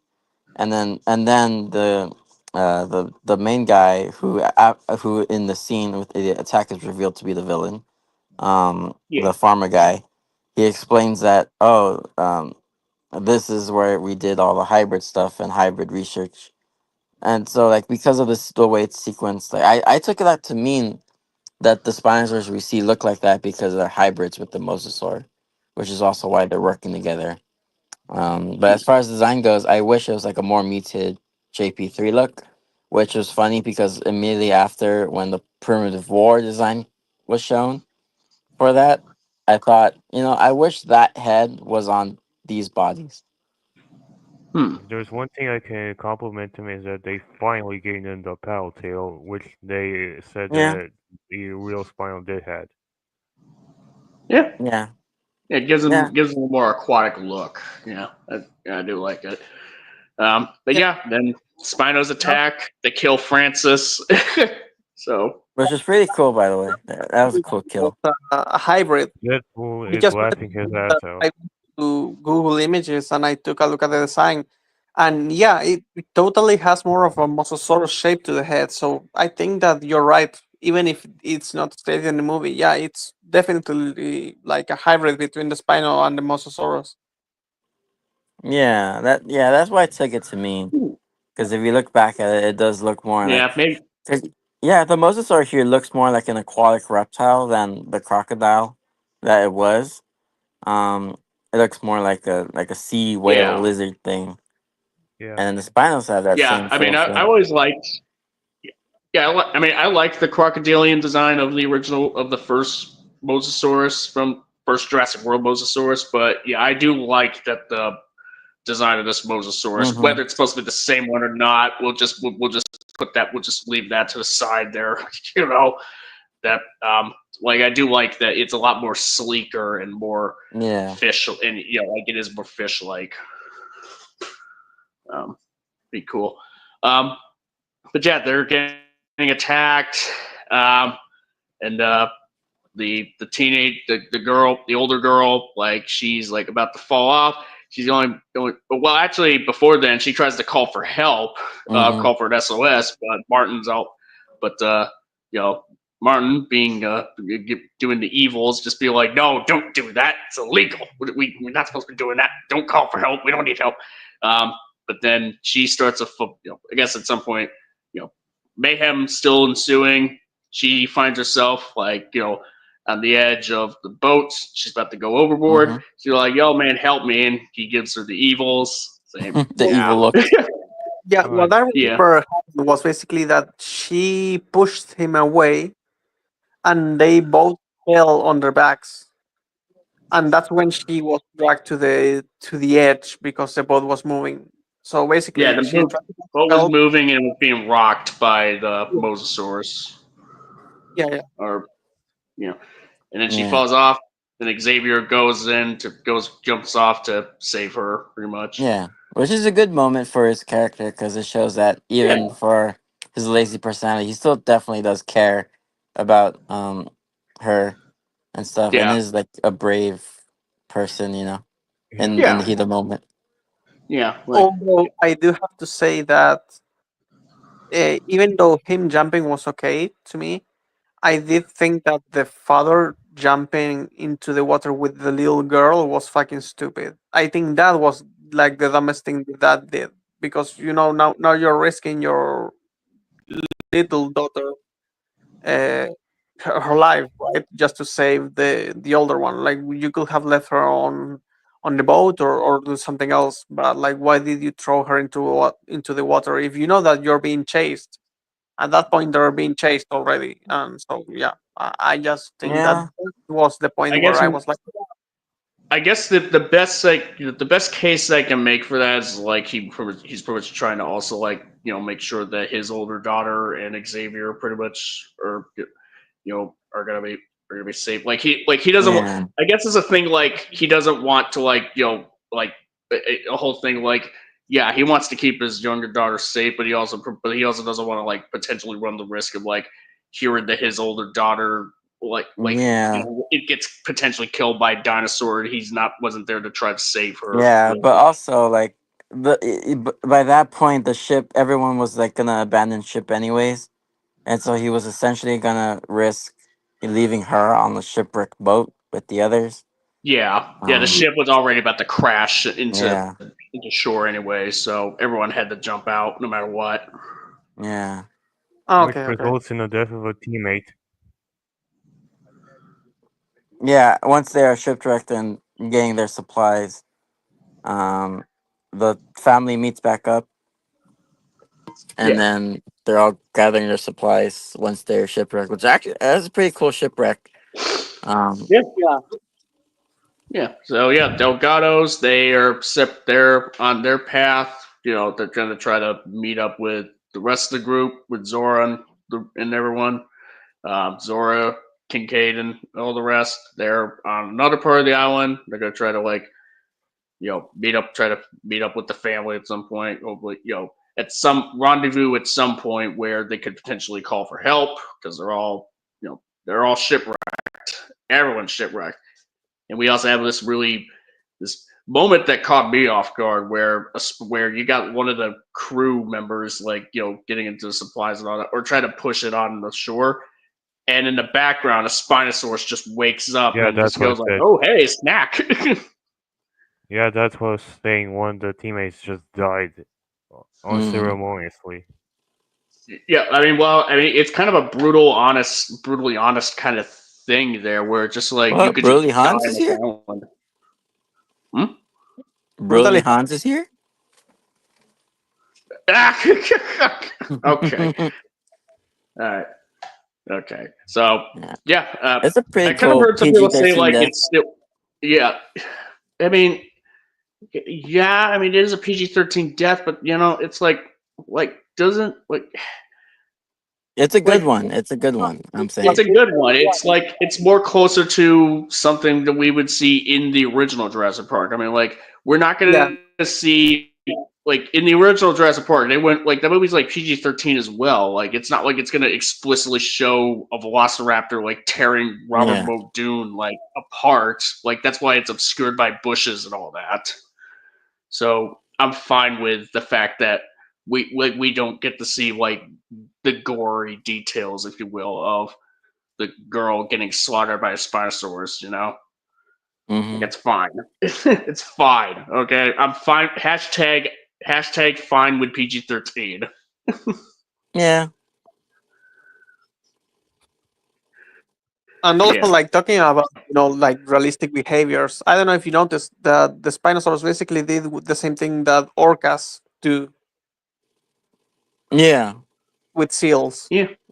I like that. Like, of course, it probably doesn't work the same because they do have legs and arms, unlike the orcas. But Yeah. like, it's Yeah. still, Basically circled or did a half circle to sneak up on her while she was distracted. yeah, using the waves. Yeah. Like, Yeah, Hmm. the Spinosaurus kind of does something similar, is kind of, when the Spinosaurus like first enters, it's kind of similar to the T-Rex later on, where he's just kind of like hanging, chilling out, asleep. Then he kind of notices something, and he goes like, "Oh, look at that." yeah. But yeah, so now they're gonna, but yeah, and obviously, they're kind of shooken up by that, especially Duncan, you know, because that was a crewmate of his that just Yeah. got killed. That they just saw get killed. But you know, they got to get moving because you know it's a dangerous place. They got to get moving. And then also there's okay, so tell me what you guys thought of this moment. When you saw the reveal of that footprint, what did you first think it was? I thought A it was a T-Rex. What what did you think it was? Lau? I thought it was a Spinosaurus. And Hoshi, you Mm. said that you thought it was a T-Rex? Either T-Rex or D-Rex, because a lot of people said that the footprint was bigger. Yeah, that's what I thought. I thought T-Rex at first, and then later I thought, oh, it's just like a hint of the D-Rex. Because to Which me, it you looked kind, pretty big. which you had to question yourself why the D-Rex had to go on the beach in general. I mean, I kind of took it as like, okay, this is probably a Spinosaurus potentially because you know it's possible that the like it could either be T Rex or Spinosaurus because at that point. But I mean, I guess we're supposed to just assess that like after the Spinosaurus like wakes up and kills the crewmates, like then like that's supposed to indicate like that footprint is a Spinosaurus, which is to set up that oh Mm. yeah, these things don't just hunt at sea, by the way. Yeah. And that's why then you hear the roars like getting closer to the shore. And that's when they start like going up. Mm. I Yeah, suppose so. But yeah, but it yeah, could be something else. Like I just think that it was a hint that, like even if you're not on the water anymore, like something's coming out, and then when you see the girl die, you're like, oh, because these things like are going to come out to shore like soon. So Mm. I think that was it. yeah. Anyways, I guess as we'll progress, this is kind of more or less like, you know, it's like we cut the Delgados. They're doing a thing, doing something, trying to, you know, trudge through, you know, or have some character Oh, moments. And yeah. while Xavier was going to go take a piss, two raptors would try to attack him until a certain flying mutant showed up. And basically, if you've seen JP3, you know what this means. It pulled a T-Rex on us. Hmm. Yeah, I'm just wondering. I was about to ask, like, what did we? I mean, I was about to ask, like, like maybe like shortly after, like in a couple minutes from now, but I guess I'll just ask right now. What did you guys actually think of that, like the little subversion of the Raptors? I didn't get offended or anything. Like I'm Yeah. guessing some people are going to get, like oh they don't have Velociraptors in a Jurassic Park movie. I'm gonna cry. But I do understand that they did release a really cool Velociraptor design. People maybe wanted to see it, and then it turns out you don't ever see it. So like I get it, but I didn't have an issue with it. I thought it Yeah, was To nice. me, honestly, it's the fact. No, you can say it. You can say it. okay. Yeah, I mean, I did think it was kind of interesting that they had a promo image thing or something standee, what have you, something for a standee of the Rebirth Velociraptor design, only to just have it be a design that is in the movie for like 10 seconds, and they're like in the background, And they're all you know, blurry. They could have been Bigfoot blurry. for all we know. Yeah, it could have Yeah. been Bigfoot, Oh, no, like yeah. Xavier, like just has Hmm. like a pee break, but then he just like tries to stay still because there's like a scary dinosaur like killing other dinosaurs that like they all could have easily, one of them easily could have killed him, or the two raptors could have killed him, but he had to stand there quietly and just hope that whatever's behind him doesn't see him or just Yeah. moves on, and he And lets then out a he bigger proceeds to, yeah.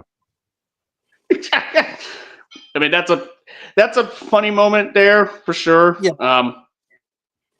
And, Like and it's an, honestly, I like mean, I was worried that like the Raptors would do the same thing that happened in JP3, where it was like, oh no, this smells horrible. Like this motherfucker's peeing, so we don't want to get close.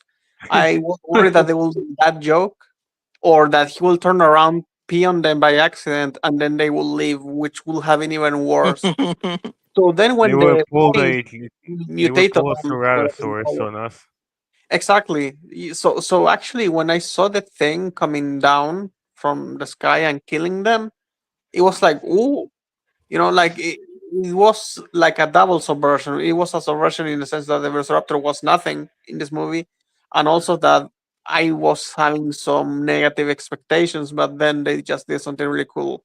So I yeah, really like. Yeah. yeah, I yeah, would say I like the scene as well. But I am disappointed um, that we don't have any more Raptors at all. Because, leading up to it, there was that article that there was supposed to be like more Raptor scenes.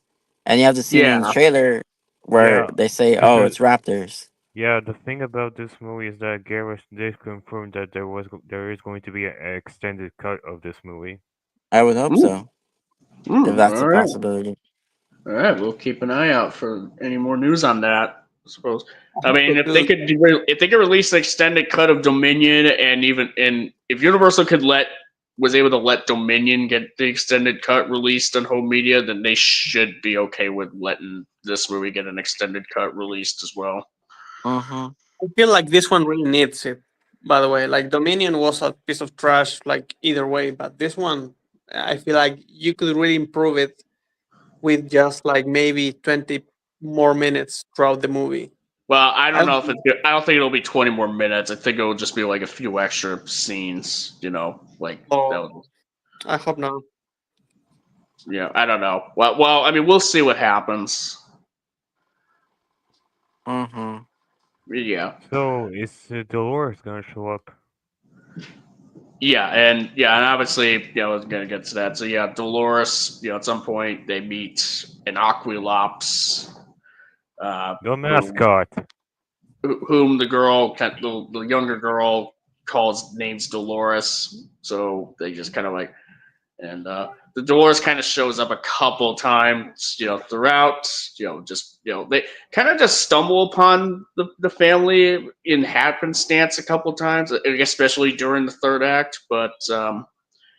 Yeah. But yeah, the My Aquila. mom really didn't like it. She was like, why do they do this bullshit in every franchise nowadays? Because marketing and also plushies I and mean, also like I mascots. get it, but you have to make it. You have to succeed succeed at it, and I feel like they never did. Like Transformers, one of the trashy ones tried it. Transformers 5 Actually, I think it was last five night. dinosaurs and a BB-8 ripoff. Yeah. None worked. They both failed. The only thing that worked was Baby Yoda, and before Baby Yoda, you had the penguin things. They also failed, and then Baby Blue failed, and this is going to fail too. So just What stop. about Zuko? Suko also failed. Like who gives? Like no one is buying Suko shit.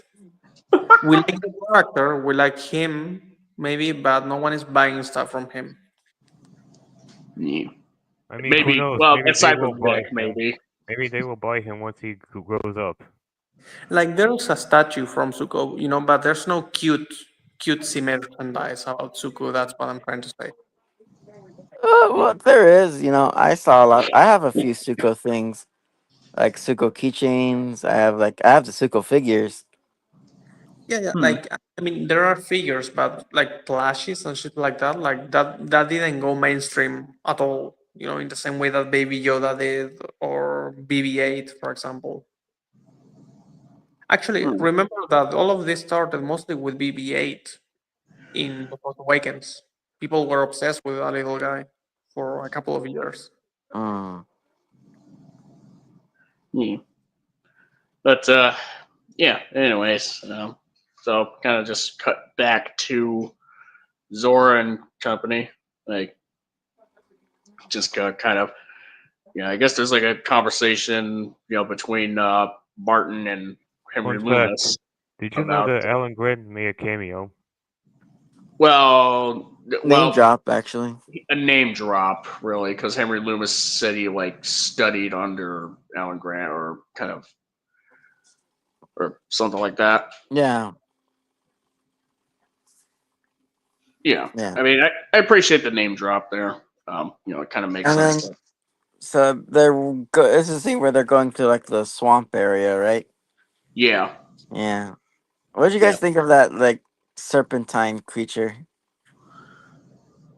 That thing just kind of came and went, honestly. Mhm. Like that, I Yeah. was like, oh, I thought that they were gonna lead to something with that, like a set piece, but it was just kind of, yeah, like it just kind of happened. Yeah. Yeah. I mean, I Honestly, wish we would have gotten a clear look It at it, at reminded me of least. a lot of salamanders, if you will. Yeah. Which actually, I do really like all the little amphibians we see throughout the Hmm. film. Yeah, I'm echoing. yeah. Okay, right now I'm not hearing it. All right, so yeah, and I guess it's like a bit of a sort of like a discussion about, like, like Henry Loomis kind of saying, like, how, considering that dinosaurs have just been, dying off because of, like, climates and all that, and in part it has to do with humanity, also sort of messing with climates as well due to pollution and all that. And he says, like, Earth kind of like could just shake us off like a bad cold, if it decided to. Survival's a long shot, blah blah blah blah. Um, yeah, so that's a little tidbit. Hearing that scene, I wonder what Rooney would say about that scene. You probably hate it. Yeah, he probably would. Or who knows? Maybe it'll just be like, nah, it made. No, I completely agree. I don't know. I mean, it's one of those things that like says something, but it's irrelevant to the rest of the movie itself. Yeah, it's a scene that happens. It's like, yeah, dinosaurs were around for hundreds of millions of years, but at some point they went extinct. Their time was over. Humanity. It's like humanity's only been around for for not even like 100th of the Yeah. time dinosaurs have existed by comparison. So, like, who's to say, like, like we don't go extinct, Hmm. like a billion years from now. Yeah, and it's like, I mean, it's interesting because we haven't even been alive for, as you said, like 100th of the time, but we already have nuclear weapons to kill every single thing in the planet. Yeah. Yeah, Yeah. So yeah, like that's true, and it's like, yeah, that's true, but then it's like, okay, moving on, next scene. So yeah, so yeah, like no one really says much about it. yeah, like we're just kind of like a speck in the like in the grand scheme of things of how long the universe has lasted. Like our time in existence is just kind of a speck underneath the fingernails of time, really, in comparison. Mm-hmm. So, but Yeah. yeah, I'm not saying this as like a philosophical type of thing of like it's absolute. It was like, oh no, this is like an absolute like belief or something. Right? It's just like it's just a matter of fact, really. It is what it Mm. is. And then let's see, was it sometime after this where they find the helicopter, or I or think that they're. one guy? Found the Oh yeah, Titanosaurus. the destroyed helicopter where they just. Oh yeah, yeah. I think Krebs or who someone finds like some dog tags, and then like some blood drops, and there's like this helicopter that was like a wrecked Mm-hmm. helicopter with some bodies there. Which, considering how long that helicopter was there, like how could there still be blood dripping out of those corpses? Especially considering how. But I was wondering in at the cinema, like they're literally gray, like I know, bone. right? Well, They were to little me, carcasses right now. I know. yeah, to me, it wasn't like blood. I thought it was like decaying human fluids, because like bodies, when they decay, Over can the course of sometimes get 17 all. years in a tropical environment where the decaying process would not last as long. Like Yeah, but that's the thing. Maybe they haven't been there for that long. I find that hard to believe. um, Yeah, yeah. I mean, I'm just trying to, like be devil's advocate, but it is confusing. yeah, that was weird. Um, so you pretty much have that. I think that was also where Krebs like got hit the gun from. Yeah.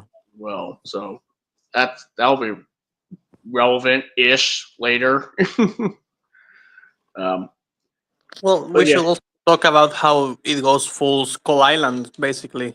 You know, Yeah. they had this backup plan, and they need to get to the chopper um, in exactly like one day. Mm-hmm. Like they have 24 hours to get to yeah, this specific place on the other side of the island. Again, just like in Skull Island, Kong Skull Island. yeah. Oh, that's And yeah, and that's where they have to go. So they need to get the samples from the last two dinosaurs yeah, and get out. yeah. Mm-hmm. And I guess speaking of samples of dinosaurs, I guess we'll just get Titanosaurus. to Titanosaurus, not that Titanosaurus. Just this is a different Titanosaurus. Though Garrett did say that he took inspiration from it. Yeah. Um. I mean, it's a neat sequence. I do think it's a bit. This film does this a bit. It's a bit heavy-handed in terms of like calling back to the original Jurassic Park, and I'd say that this Titanosaurus sequence is kind of one of the prime examples of that, where it's like right down to the score being very Mm-hmm. much like the original with the Brachiosaurus scene. It's like beat for beat almost, and it's like it's a bit distracting to me. It's But not during that. do you guys think this film does that better than previous examples of a callback? Probably. Yes, 100%. Actually, Yes. I wanted to compare this movie later on to Alien Romulus. Yeah, I was about to say, yeah. I mean, yeah, I would say this movie's definitely better at terms of calling back to its classic predecessors than what Romulus did. And I say this as someone who likes Romulus, but You sure? To And be I think fair, if there's fucking one hate. thing I can say about this scene is that it did kind of made Henry's arc a lot more better, in my opinion. Like, Yeah. you can just feel the man is so happy, like he's crying that he's finally touching a real thing, if you know. Yeah, I mean, actually, his reaction was what to me, at least, made it impossible for me to think of the original. I get what you said, see, and I know that a lot of people will feel the same way. But when I was on the cinema, like watching this like last night, I didn't actually feel like they were trying to rip off the Brachiosaurus thing. First of all, because like the emotions are completely different, and the yeah. characters and No, how I get they, you. No, yeah. I get you. I'm not saying that this scene was bad per se. No, no, It just it I'm was not just a thinking that you little. said that. Don't worry. Like I get it. It's just that from my side, I had never even considered that they were trying to, homage the original in this part. For the music, yeah. For the music, na na na na na, yeah, like yeah, that part. I think that when the music started. That's when I was like, oh, okay, yeah, classical Jurassic Park. But I never thought of the Brachiosaurus scene necessarily. Right. I mean, yeah. I mean, it's just kind of a matter of like the, it is like a scene of like where people are supposed to be like in wonder of like a scene of like sauropod dinosaur, like these really huge things that look very beautiful. It's just that in this case, it's not as organic because it's like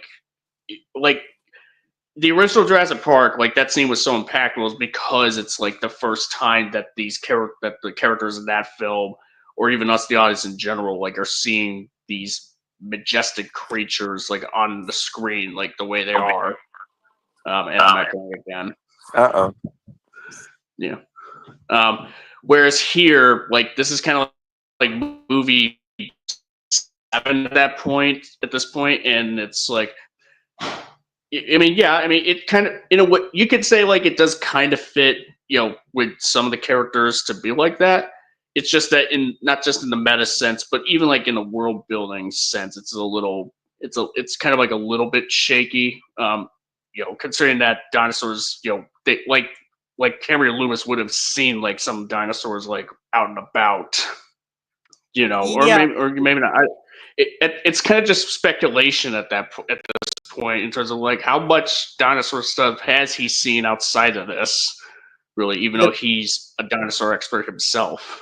way I got it from this scene is that it was the first time that he ever touched one.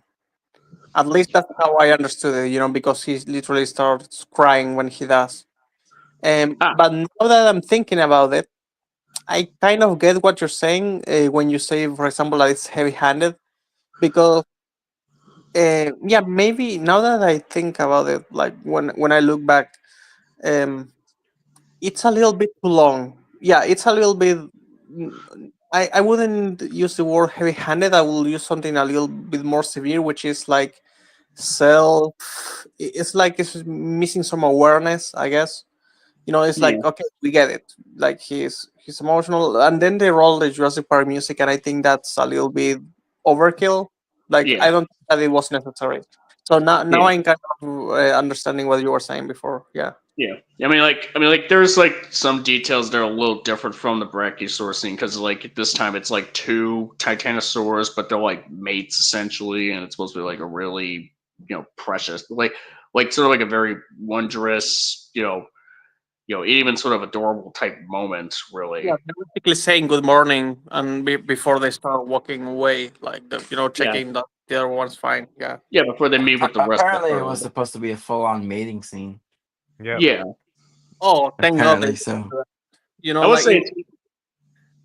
I'm sorry. Go ahead.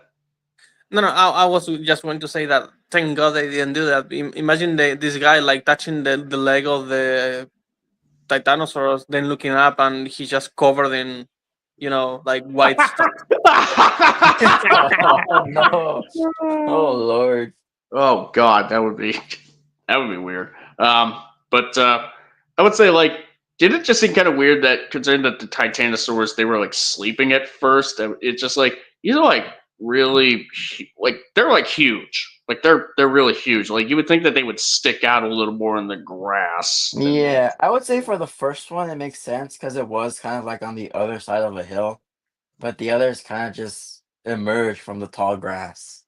Yeah, yeah. I mean, I think they probably could have like done a little better of like setting up a bit like is that a dinosaur or is that a bit of land? I'm not. I can't Yeah, quite be sure. You don't get it. It's Jurassic tall grass. Like, it's Okay. pretty tall. Yeah. Ah, okay. But yeah, I mean, and keep in mind, this isn't really like the only sequence where the callbacks are a bit heavy-handed. There's like some that come later, pretty much. But this is just kind of like one worth highlighting. But anyway, so they get the second sample. So we're trucking along, and I think after that is when the T-Rex raft sequence starts I happening. believe Before so. that, there is the Dilophosaurus. Well, yeah, there's that. Well, the Dilophosaurus. Well, yeah, you got a brief appearance from a Dilophosaurus, Yeah. as well as a Parasaurolophus corpse. That's Hmm. which is actually fairly gruesome. Looks fairly gruesome, actually. Like the detail there, you see Yeah. guts Fun there. fact: Like, the damn. model that was for the course was the same Parasaurolophus from the Jurassic World Dominion movie. Hmm. Well, I mean that makes sense. Yeah, it kind of lines up. You know. And like right before that, what happened was that the father had like some leg issue, I think, on the boat or after, so he cannot really walk that well. Yeah, his Yeah. So ankle got Yeah. caught on something when they were on the boat, and Yeah. like Yeah. Yeah. almost somewhat I hear twisted it. some people, yeah, he got it twisted pretty much, as opposed to some people saying, like, oh, he broke his ankle. Like, it was just it's really stupid for him to jump off the boat with a broken foot. It's like, it's twisted, first of all, twisted ankle, Yeah, it's a little, yeah, I mean, like, it hurts like a bitch, and it's going to impede your walking a bit, but it's not, like, it's going to heal. You'll be fine, essentially. If you just gotta, it is what Plus, it he's is. like he's been limping up at this point, so like it's not like he's just magically walking. Like he Yeah, needs help from Xavier and his older daughter the whole movie. yeah. and thing is, because of that, they need to, they see the river and they're like, okay, like since I can walk, we will take the river and we'll follow it to the village because probably the village is there, and because they had seen the vents before, when and they were like, okay, we have to follow this. They go up the river. That's when Xavier, I think, had gone to the bathroom, and then he came back and he told them where to go. And so they find the raft thing, but like the daughter is the one that decides to go get it because like the dad needs to stay with the little girl, and he needs Xavier to stand up, and that's when the Dilophosaurus appears because Yeah. the girl is going up to this little. What's the word for the thing? That stores the boats. Um, I don't know. It was just like some storage unit thing or something. Or a Yeah. bunker. yeah, Yeah. It yeah, had like a broken down boat in it, right? Or yeah. Yeah. something. An actual boat that's like completely destroyed, and then Mm-hmm. this inflatable one that's like the one that you see in -1, basically, that you push like a thing and then it's like and you have like the inflatable boat right there. Well, she has to pull the raft. She has to pull the thing for the raft to engage, really. And that's when the T-Rex does the little magician act of being like, Yeah. I will make myself disappear." Yeah, Yeah. Yeah, that and was a little before, weird. Speaking of the T-Rex design, everyone and their mother says that this is easily the best T-Rex that's ever looked in since the Lost World or JP3. I will say I do have to agree. Like I think it is one of like the coolest looking designs. Yeah, T-Rex I looks. I like like. how bulky he is. Yeah, Yeah. I really like how the T-Rex kind of looks. Like whether it's supposed to be a buck or not is sort of beside the point. It's kind of like it definitely looks really very meaty looking T-Rex, really. And of course there's the callback to the original Michael Crichton novel where the T-Rex is attacking this family on the raft in the river. The T-Rex is swimming like a crocodile, something, and attacking them down the river. Pretty cool. Like really well done sequence. It's pretty much one of my favorite sequences in the movie. Pretty intense, if you will. I yeah, will agree. to Though me, oh yeah, you go first. well What do you guys? What was your guys' take on the survivability of the raft and how it took like several bites from the T Rex? For me, it was Mm, kind of idiotic that the raft was able to take so much damage and yet still keep going because I don't know. I felt like it just would not make work if it was able to survive all of this biting from the T Rex, especially since T Rex's bites slash jaw was designed to break bones.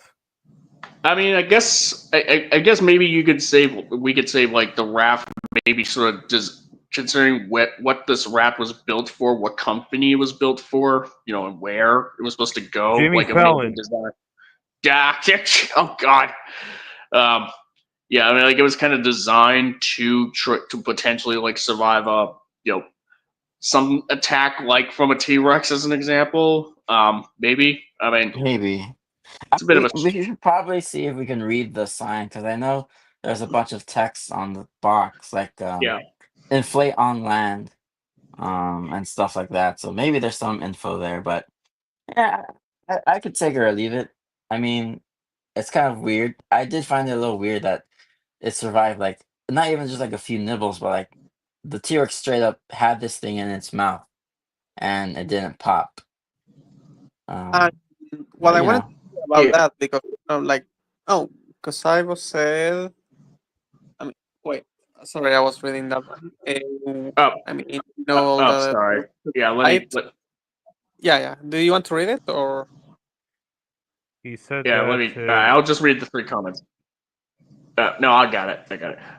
He says, "We now know that if a T Rex took a bite out of a dinosaur hide, it would lose some teeth because they're not deeply rooted into their jaws. Though the bite force of a T Rex's jaw does seem to stretch the plausibility of the raft not puncturing, though that raft has to be made from some kind of pretty sturdy polymer." Yeah, yeah, and that's basically what I was going to say. Like, as you said, see, like, uh, I'm pretty sure that the raft is just like supposed to be like a really good one. Like, this is one of the probably the biggest company in the world, at least in the universe, was one of was the one that made it, right? And Yeah, also, I have to say that I feel that the T Rex here was playing with them more than anything else. Mostly because when the girl is like beneath the water and she's like under the raft, and you see the teeth of the T Rex, at first he doesn't really close his mouth when he's biting. He's more like pinching it with his teeth.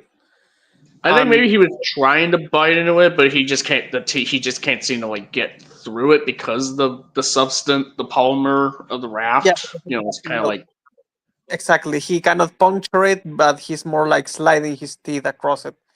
That yeah. The it, teeth can't get like any sort of like sort of leverage there. yeah, that could be one of the things, or what I interpreted when I was watching the movie, which is like he's just kind of like interested on like kind of playing because also when they're like trying to escape, they are really slow, and a T Rex is also like really fucking slow. So you can see it two ways. You can say, well, this is badly written and badly directed because like the T Rex should have killed them immediately. They weren't also going that fast, which is a complaint that I'm seeing everywhere. By the way, everyone's saying that all the dinosaurs here, as soon as they're chasing someone, they go super slow.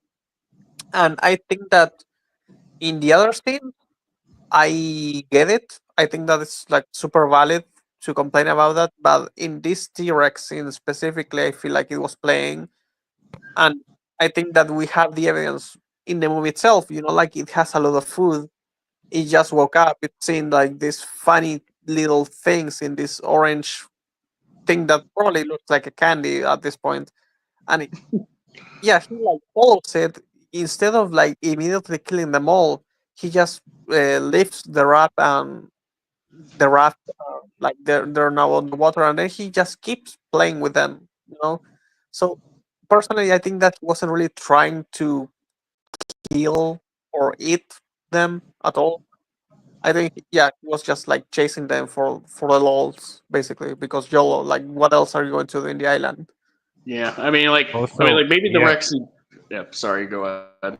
no. Well, I was trying to talk about one of the reviewers that I watched said that because of the fact that T-Rex could not, destroy the rock that Delgado family was near, it kind of showed that the dinos in this movie are slightly but a lot more weaker because in one, I guess you can say the reason why is because Garrett wanted to go with a far more realistic approach with the dinosaurs, which is why you don't have scenes like T-Rex breaking like a bus or a spinal destroying a fence. You don't get those types of moments in this movie, which I can kind of commend for because Yeah. it kind of makes sense because why the dinos in this movie are not like monsters that are going out of their way to destroy everything to just kill tiny humans. They're actually legit just normal animals in this movie. Which is ironic considering that this is like they're also like mutants as well. Yeah. Kind of ironic.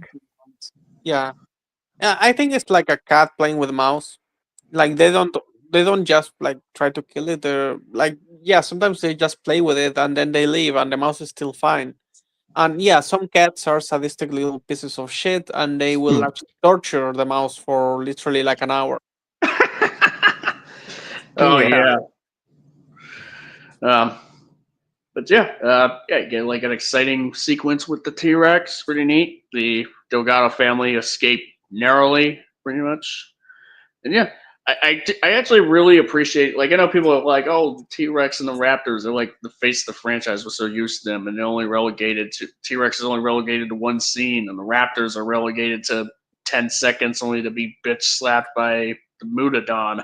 It's like, I mean, I get that, but I mean, on the other hand, I'm kind of fine with that, considering that, like, as long as the Raptors fair, I can see that, but the T Rex at least gets this gets this cool sequence, Yeah. You could also say that this sequence is a love letter to Crichton's novels, if you will. Yeah, that's Yeah. that's what I said. So yeah, it's really nice that they at least are able to like move aside at least a little bit, in terms of prominence, so that other dinosaurs in this film could also get a chance to shine, like the Mosasaurus and the Quetzalcoatlus, who we are about to get to. Mm-hmm. Um, But before we can go, can you guys at least say what are your thoughts on the Quetzalcoatlus' design? I actually kind of prefer this design over the Dominion design, actually. I think all the Hoo designs hoo. here are way better than the ones we had before. For me, I would say I'm kind of mixed because I think the design is all right for what it is. I kind of like the minions more. Same. If anything, I would just take the more colorful aspects of the Rebirth Quetzalcoatlus and apply it to the Dominion one. And I think Same. that would be perfect. Hmm. I guess I like the body plan more of the Dominion one. You know the thing with the Dominion one is that fun enough, and that's why I was so confused when I told you like I don't get why they have to go for this one, to to get the blood or the DNA. Well, I And mean, I guess it's a thing where like pteranodons, they're not big. They're not as big. Like the Quetzalcoatlus is supposed to be like a much bigger sort of pterosaur.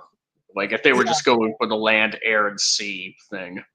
yeah, but the thing that one of the main reasons why I was confused when this thing came up is because I feel like in Dominion they made it feel way bigger than here. Yeah. Yeah, it's Yeah. way bigger in Dominion than here. And Exactly. again, I guess the whole thing of like the Quetzalcoatlus, like at least like the versions that we get in this film, like these are like not supposed to be like official Quetzalcoatlus. Like they're still like they're just a variant Mm-hmm. of the species, like the T Rex being a variant of the T Rexes that we're used to, or the Raptors being variants of what we're used to, Spinosaurus being variants of what we're used to. Like they're all like I kind of accept that, like, all right, this is a different island, and circumstances of how the dinosaurs are made on this island and why they're here, what made them look different. It's like it kind of justifies like why they wouldn't look the same as what we've seen before. Mm-hmm. Yeah. Like even if it's not explicitly stated in the movie, like they at least are like all right, different island, different reason for why they were made, circumstances, what have you. They just it is what there it is. Yeah.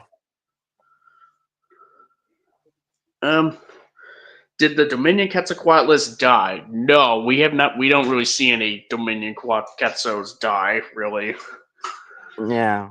I mean, technically, you can say it's assumed they all died. It's like now at this point, Well, oh yeah, I thought they were just asking if any Quetzals died in Dominion, which no, No, they no didn't. Quetzals died. Yeah, Yeah. but no. I think like in universe in this movie, yeah, it's safe to assume that the Quetzals died. Save for the ones that are in this movie that we see on the St. Hubert. But I get actually like real quick thing before we get to. By the the way, Quetzal.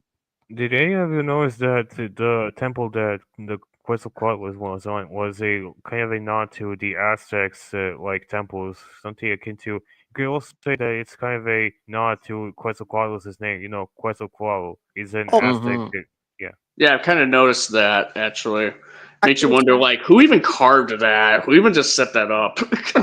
actually, funny that the Scarlet asks that to the guy, but since she's asking the dinosaur guy, he doesn't really give a flying fuck.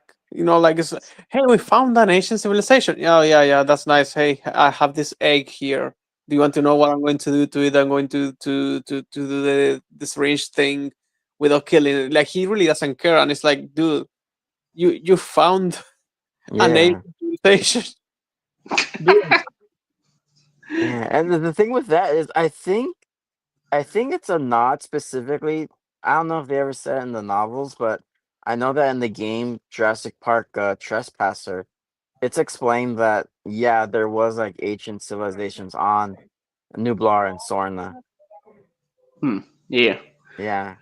Yeah, I mean, I guess it's a whole thing of like, yeah, that's neat that we got all these carvings and all that. We need to just get this DNA from the egg before the parents get here because the parents sure as shit Yeah. won't let us get a sample of their blood. I mean, they are the size of the F1 Jetfire. Yeah, Yeah. well, yeah. I mean, the point. Either way, it's like, yeah. Good luck trying to get like DNA off of like one of them. Yeah. So yeah, the Mosasaurus was tough enough as it is. Not to mention, it has probably the most gruesome death in this entire movie. oh yeah. Yeah. Oh yeah. Well, yeah. We'll Oh, get. yeah, We'll get. that's what That. I was Yeah. thinking. Yeah. Yeah. So then Quetzos they notice and we're like, yo, what you doing in my crib? And they try to kill them. Try to kill Henry Loomis and Zora and the other guy. The other crew, like I guess he's like the first mate, Duncan's first mate. He's Yeah, I think it's like the last of his main crew Yeah, Yeah. pretty much. outside of Zora. Yeah, and Duncan and Martin are trying to get him up quickly, but of course, as soon as they get him up, the Quetzal already got him. And Yeah, it's and pretty the nasty. way in which To exactly. any of you wondering, How his name is Leckrek. Mm. the guy's body is already like inside, like you can't even hear him scream because this thing is basically eating him alive and then it swallows him. Yeah. I mean, I think maybe Yeah. they're just like squishing his bones pretty much, just so he could be able to fit him down his throat. It's like, it's nasty. Yeah, fucked up for a PG-13 movie. So I like that. I Yeah. think the closest we've been to horror coming back, but still, like honestly, I wanted it to be like for real. That's what I was expecting. Yeah. We got as much as we could with this stupid ass rating that producers love so much. PG-13. I fucking hate it. Yeah. Yeah. Hold on, I gotta check up on something real quick. I'll be right back. Okay. Mm-hmm. Yeah, but with that death, I love how it takes from real life because like birds in real life, like the big ones too. I think shoebills pelicans, storks, they all swallow their things whole. Yeah. Yeah. And it's like very gruesome and detailed. And Hey, I think one thing I like is that the thing I like that is it sort of plays on how, because each death felt like it had some weight to it. Um, as to whether or not that weight was carried through to the end, we can talk about later. But I like how each death feels like it's like something being taken from the characters, yeah. specifically Duncan and Zora, because like the whole motif is like them dealing with like the loss of their loved ones and team members. I didn't really feel that from Sora at all, and that's one of the also Yeah, around. People are exaggerating it a little bit, saying that she doesn't give a shit when people die. And it's still like, well, I don't think that she's like completely apathetic to it, but at the same time, um, yeah, no, it doesn't affect her half as much as But at the Duncan. same time, Duncan, it's because it's his first mate. He's probably going to deal with a lot more grief now that his friends are dead. On top And I'm of back. losing a child. Yeah. And I'm back. So I guess you guys were kind of elaborating a little more about Leclerc's death, I guess. And yeah, Yeah. Yeah, and that we were talking about Duncan and how it affects him when someone dies, and that yeah, so far like the deaths have been at least like super fucking traumatizing because they were like really fast or horrible like the one we just saw. But I did want to add, when the Quetzal finally gets to the top with Krebs and Duncan, he doesn't really yeah, get to kill them. And it's like I think they shouldn't have survived for too long once that thing is already there. I think they should have yeah, just like escaped immediately because then dodging the beak, uh that's where I can finally see that criticism that people gave where it's like, okay, so the dinosaurs, like eat the extras or like the guys that we know that don't really matter. And finally when they get to the main characters, they always fail somehow. yeah. mm, All right. So yeah, I guess they're yeah, yeah. Like the yeah, film does kind of linger a little bit, give us a little bit of a moment for Duncan to sort of like mourn for a little bit, but it's like yeah. at least considering that this is the crew is pretty much like he has the most connection with ultimately. Mm-hmm. But yeah. Anyways, we just gonna. And then Loomis like takes a pretty big fall, Oh which yeah, oh yeah. I want to get to yeah, that. Yeah. Thank you for Yeah. reminding me, Vic. Yeah. So Loomis it was like dangling, and he, the rope snaps, and he's like hanging onto a bit of a brick, but of course that can't hold his weight, so he falls, and luckily enough, he like some foliage breaks his fall, like keeps him from falling, from going splat.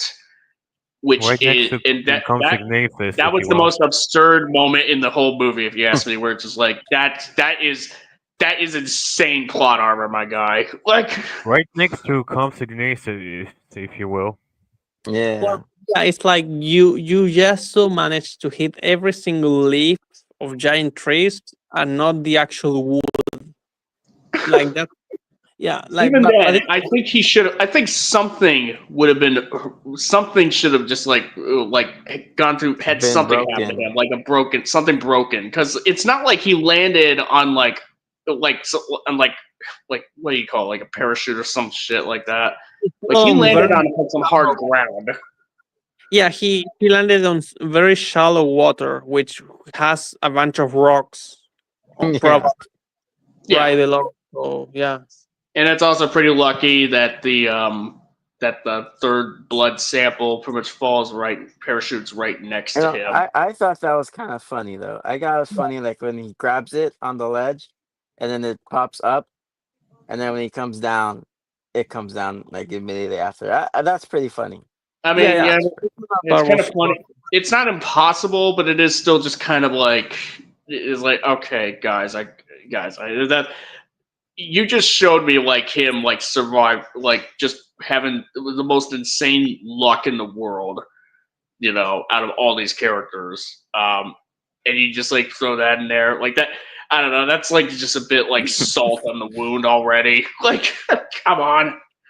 Could have just had to be like, all right, let's go find where that sample landed, and then and it's just like, oh, here is the sample, and they just grab it instead of just doing a joke like that. It's unnecessary. I don't. To be fair, Ah. after the sneakers thing, I just didn't really care about this part in the bad way, right? Or like I didn't care in the bad way. That's what I meant, because like the sneaker part was like really, like that was a little bit too much. The guy surviving, I think they should have gone with more humor, maybe. Like him falling, like oh shit, oh shit, oh shit, and then he realizes, oh, thank God I'm fine, and then he like like breaks a leg. I think that should have been a little bit better. Uh, Also, it's a okay. convenience that none of the Combs Ignatius didn't come to just to bite his ass to oblivion. Well, yeah, they would just be like, "Holy shit! Some guy just nearly we could have died from that guy falling on us." But also, Mm, they didn't bother to like shoot him or just kill him. yeah. Do you I guys think like that usually they're red now? yeah. I think usually if there's supposed to be like a bunch of there's only like a couple of copies, like if there was like a bunch of them that could be enough to swarm him, then that'd be one thing. Then yeah, they would start attacking him. But since there was only like a few of them, they were just like okay, like all right, moving on. But also, like, Gonpiece never attacked someone when there's like multiple people. And as soon as he landed, I think that He the was rest of fine. and also the rest of the team came down really quickly too, right? Yeah, Yeah, yeah. So far, Gonpiece only attacks someone when they're completely alone. yeah, Yeah. Or in like a pretty big group, like we saw in the second movie. yeah. Which happens. Yeah, it actually happens a couple times in the second movie. Like someone who's isolated, pretty much. Whether it's the little girl or Dieter. Yeah. Mm-hmm. But yeah, they get the third sample, and I guess we then move on to the two groups meeting up. I guess one last thing before we get to that. I think it's kind of weird that like Dolores kind of takes a liking to the candy, pretty much, even though it's like chemicals and all that stuff. Like it's eating a food substance that it is not used to at all. Hmm. Unless we were to just suggest that, like, oh, it stumbled upon like the candy in the convenience store, like what we see when we next see her. Yeah, I guess so. Because like It's I a mean the bit whole much. the whole point is that it likes the girl because it feeds her the candy and stuff. And like stuff like that. Like, you know, usually people don't think about it until after the fact. Like they weren't really thinking about how the animals eat these chemically induced candies. Yeah, it's not even But it's not even like vegetables. Real, it's like a food substance that it's not even used to eating, like plants. Yeah, like I totally thought about it when I was like watching the movie. I was like, is it going to like get poisoned? Dude, like chocolate is poisonous for dogs. So what is it going to do to a dinosaur? Um, Hmm. not only that, also Dolores. If you think she's cute, well, I'm glad to say she's gonna fucking die. By the end of the movie, she's gonna die. She's basically Well, getting murdered. yeah, she's either gonna be poisoned or she's gonna be deported. Yeah, basically, like if they move her away from the island, she has like 80% chances of dying because of the weather of the weather, as they Or explained like that, yeah. in the Yeah. beginning of the movie. Yeah, So Oh yeah. are we close to the scene where they're on the market? We're the getting there. supermarket. We're gonna get there, but there is like a scene we want to discuss before then. Yeah, just give me a sec. Bro is eating some licorice right now. No, I'm not eating licorice. I'm eating a pizza. I'm eating a sandwich right now. Are you gonna share with Dolores? Sneaker. Yeah. Ruben, the dad, lets Dolores join so that the younger girl Isabella could just like Cope to with kind of like the get up, cope traumatizing. with the trauma of being stuck on an island with murderous dinosaurs and seeing people die. Yeah, true. Yeah, I mean, and yeah, it's a neat contrast to Xavier, just kind of his attitude, like at first, just being like, "Yo, we're fucked. Game over, man. Game over." Oh no. But yeah, and so the Delgados and the team, they all meet up, and Wait, the older daughter's all like, "Yo, that asshole let me fall into the water. I'm beat we his did. ass." We forgot one thing. Actually, now that you mentioned that, we completely forgot about the part where the dad is talking to the guy. Like that's basically Hmm. of their non-arc. Yeah, Like Yeah. it's so irrelevant. We completely forgot about it, and that's one of the problems with the movie. I think like it's not about like, oh, I wish the movie was doing different things. No, it's like the movie itself establishes this like dynamic about with the dad and the boyfriend, and then he forgets about it after that scene. And then even though everyone's like together, we never see the boyfriend again. Basically, I mean, he's there, but he doesn't say anything, so he kind of like disappears after that point.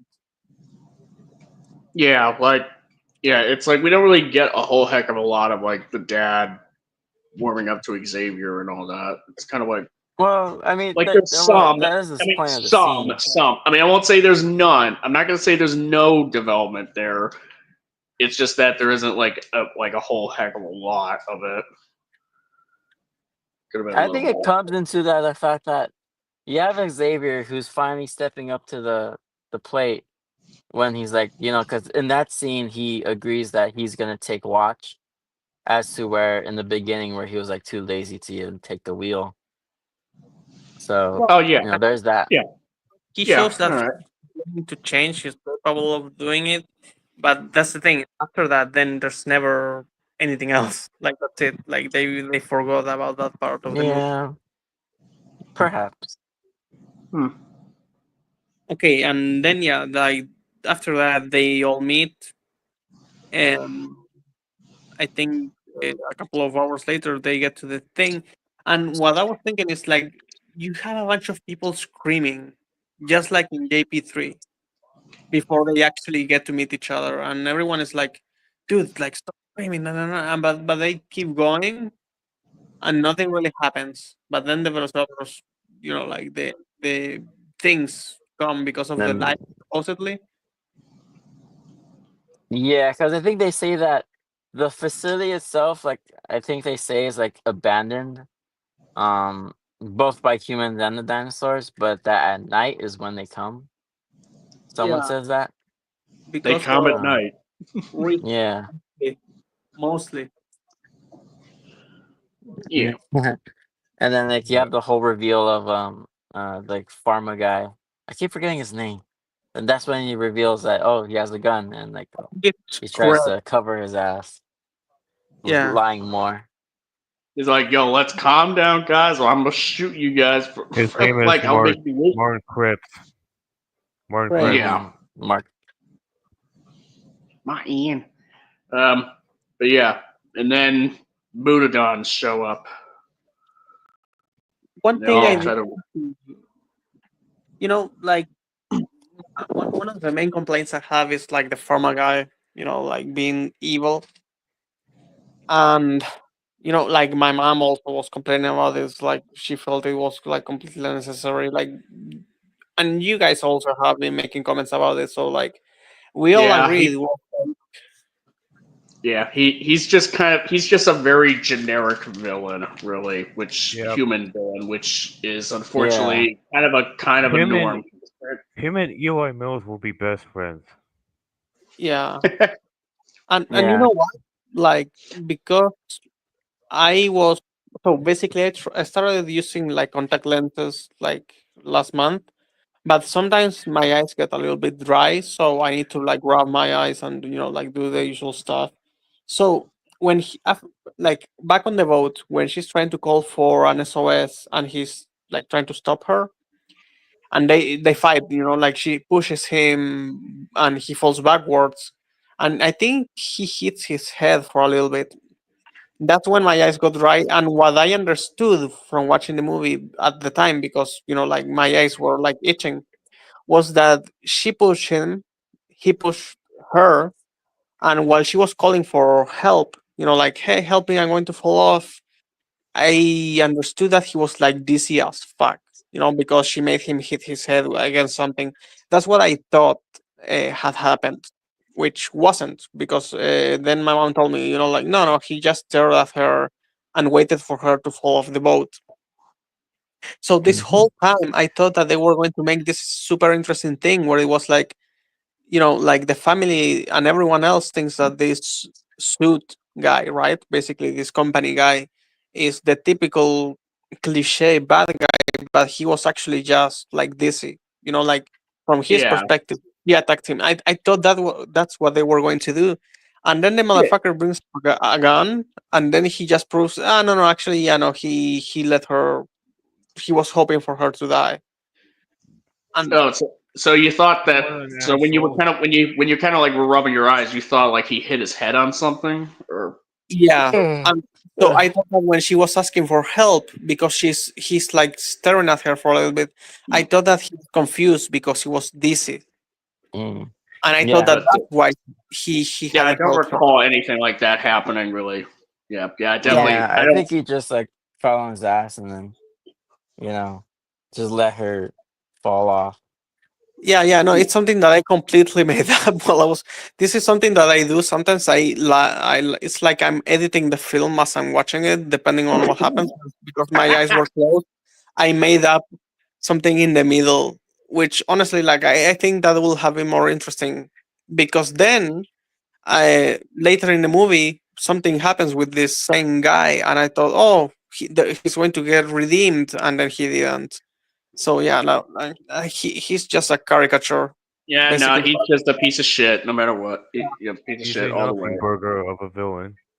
Yeah, Yeah, I mean, he's pretty much like no dumber of a villain than what we've seen in the past, really.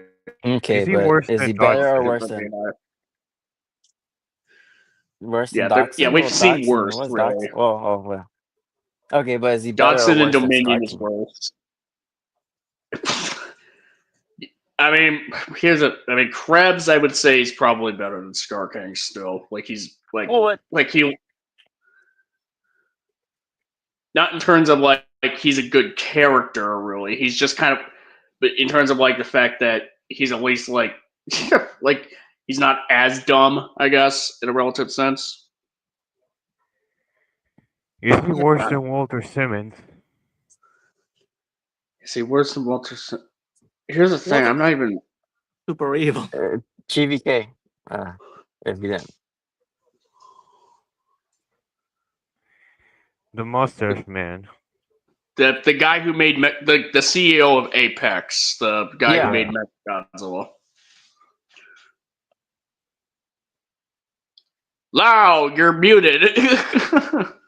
I know who he is. You guys thought that I didn't know who Simmons was? No, I mean, well, now someone's asking. Well, someone asked like like if Martin is the villain in Rebirth is better than Walter Simmons. Yeah, yeah, no, I said yeah. I said yeah, and then I muted Oh, myself. Yeah, no. oh, okay, all right. I didn't hear you. Sorry about Oh, that. Yeah, yeah. Okay, so now we get to the Mutadons, the raptors with wings, pretty much. Mm-hmm. Velociraptors with wings. I mean, basically, because I mean, birds of prey can technically be referred to as raptors as well, but Yeah, but no, these are like The thing raptors about with a that little comment sense is that almost. if the Mutons were actual raptors with wings, they should have sickle claws to, you know. I think They they do, but they're just They not as do. pronounced. Yeah, they Yeah, do they because do. they literally rip off. This is, I think, the biggest rip off of the first movie. Oh yes, So, yes, yeah. When they're literally, in the convenience store, they're hiding from the Mutadon, and there's a shot that explicitly has the Mutadon, which has feet with sickle claw, like a raptor, just stepping down.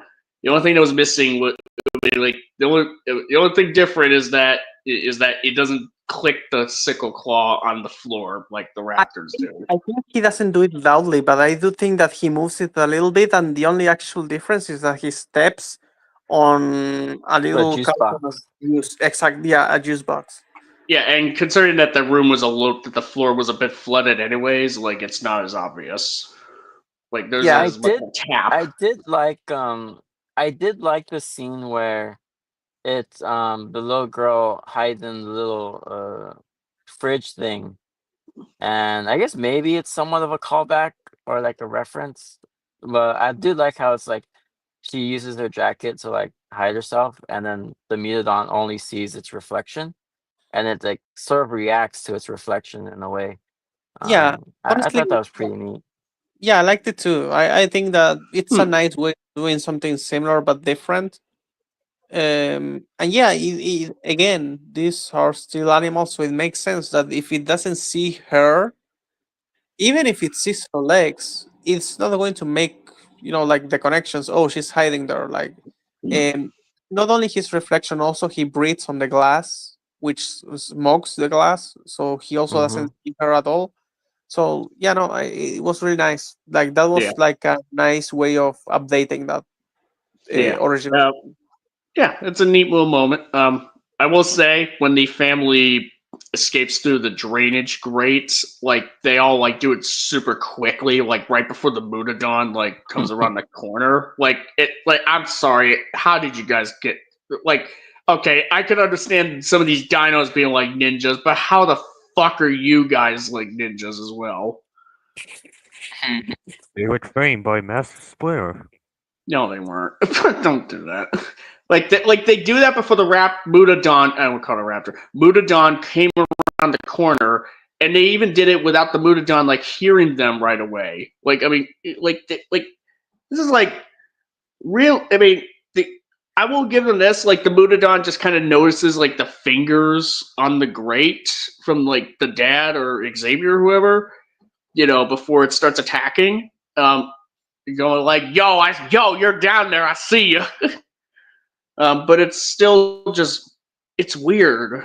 Yeah, and also Really, like the dad wouldn't be able to go down a ladder that easily, right? Because of his foot. I think maybe it's just because Maybe, like it's yeah. starting to heal up a little better now at this point, considering that they were on the island for like at least a day. Like it may have had some time. So, Oh, yeah, maybe. Maybe. He I did mean, get I'll some be time willing to to relax lend it. on the raft. I mean, I'd be willing to lend it that. Well, and keep in mind they slept for a night like out there as well, Hmm. beforehand. So I don't know. I'm willing to let that slide really because like, but yeah. And so you got Henry Loomis and Kincaid. They stumble upon the lab where the D-Rex was created.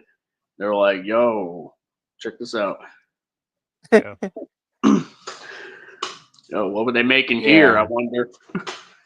Um, and so meanwhile, Zora and Martin they deal with another mutant Dawn that's outside the store. Zora tries to make it. They both try to make an escape, but Martin kind of like makes the escape through the van, through a van, a Humvee truck, I guess, whatever you want to call it. Hmm. While Zora tries to, escapes through a grate, really, Yeah, and because Zora or gets actually, what? gets his gun. Oh wait, I think the Mutadon actually hears the sounds of the Delgados, like Yeah. in the sewer line, and so Yeah, and so she follows it to try to kill it. Yeah. And then now she has the gun because um Krebs, right? He's yeah. trying to shoot this thing but can't aim for shit. I thought it was like a go. Yeah, he couldn't aim for shit. I thought Zora just like had I thought it was a gun that Zora just had the whole time. Like she No, would no, have had. that was the gun that he had, and when he got to, when the family arrived, he basically took some cuffs and grabbed the Briefcase with the samples. briefcase. Yes, Oh and yeah, with the gun. So he had both of them, and then when he gets attacked by the Mutodon, he loses those. Because it's yeah. like more. I think he like just uses it like a I rack. think Zora just took it from him before he left. No, I- no. He. Oh wait. Oh yeah. I Because they think were under the Martin. car, and Yeah, then Zora, I think, just takes the gun from him, and I then he think just gets Martin. in the car. I think Martin also like puts a cuff. Cuffs the case with the Yeah, DNA yeah, like to his yeah. wrist He so does that that. he gets away with it.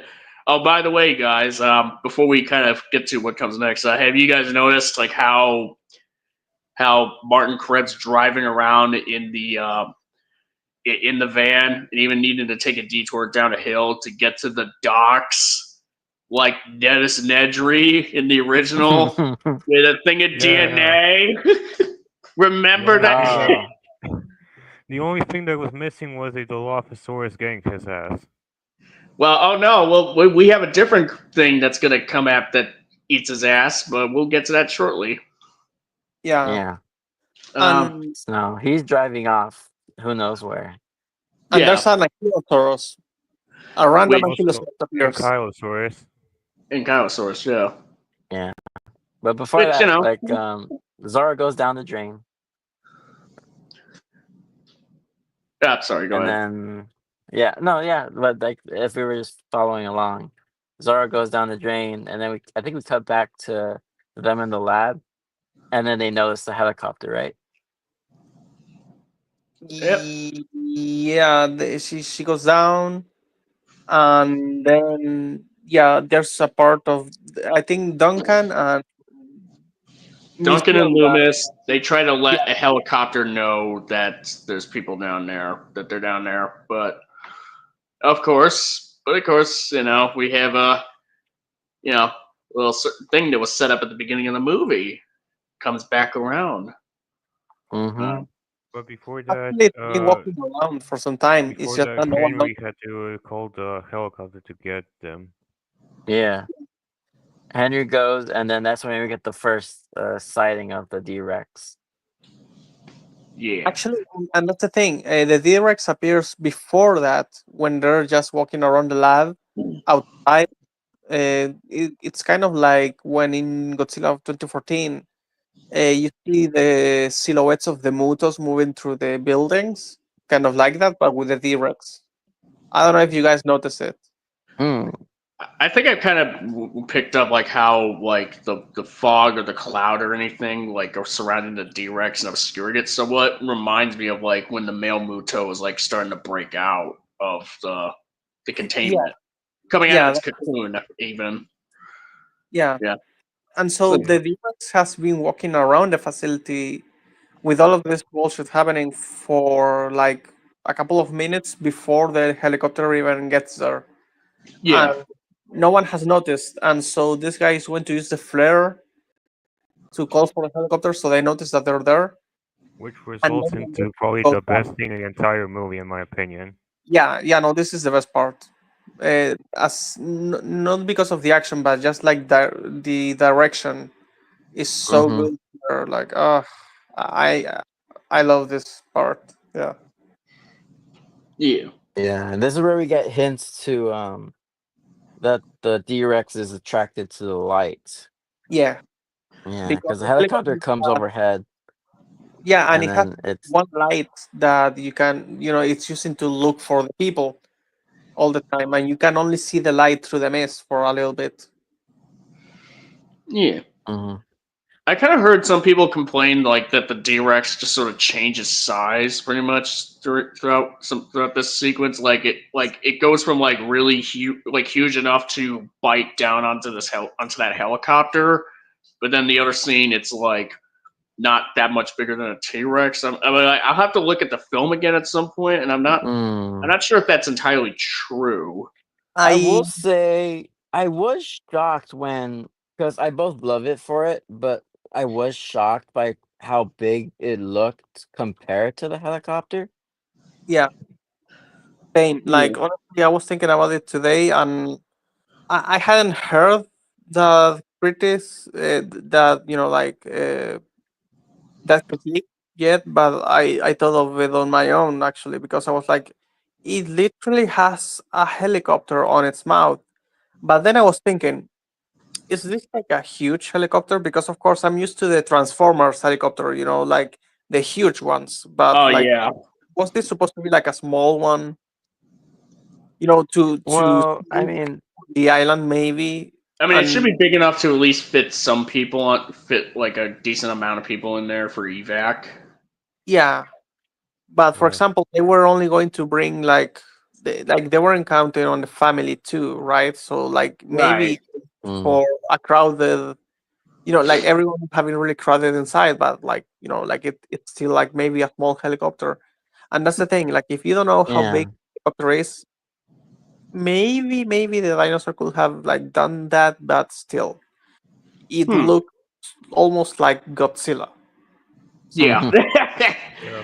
Yeah. I mean, it is Gareth Edwards who famously changed Godzilla's size throughout his film. Yeah, let's not talk about the aircraft carrier comparison, if you will. Well, I No, mean, that's not even Gareth Edwards at that point. yeah, Oh, that's hey, Wingard did nothing wrong. Okay, if That, anything, he did yeah, it right. yeah, He did we're it not right. going down that rabbit hole right now. Okay, we're not doing that. No, no, don't do that. You can peek down there, but we ain't going down there. Okay. So Zora then meets up with the Delgado family, Kincaid and Loomis, and she guns down Mm-hmm. the Buddha that was following the family. Um, and Katsaibu says that she gets to save innocent lives to make up for her failure in Yemen, which was her backstory. So I guess that's kind of a neat little sort of like, hey, she gets to redeem herself, kind of like how Duncan redeems himself later. Yeah, Um, all right, it's not too, not bad. It's fine. You know, yeah, kind of neat. Yeah, I mean, like as far as like the best thing I can describe for the characters in this film, characterization wise, and what arcs they go on, it's like they're not bad. It's just kind of like the film does, like it pretty much It delivers. does a serviceable job. It does a serviceable job, exactly. Like they're not horrifically badly executed. Really, they're executed in a way where it's like they're fine. I would It's agree somewhat, mostly because as I mentioned at this point, like I wish there was a bigger emphasis on Zora and Duncan's um like thematic through line of like getting over the grief of loss.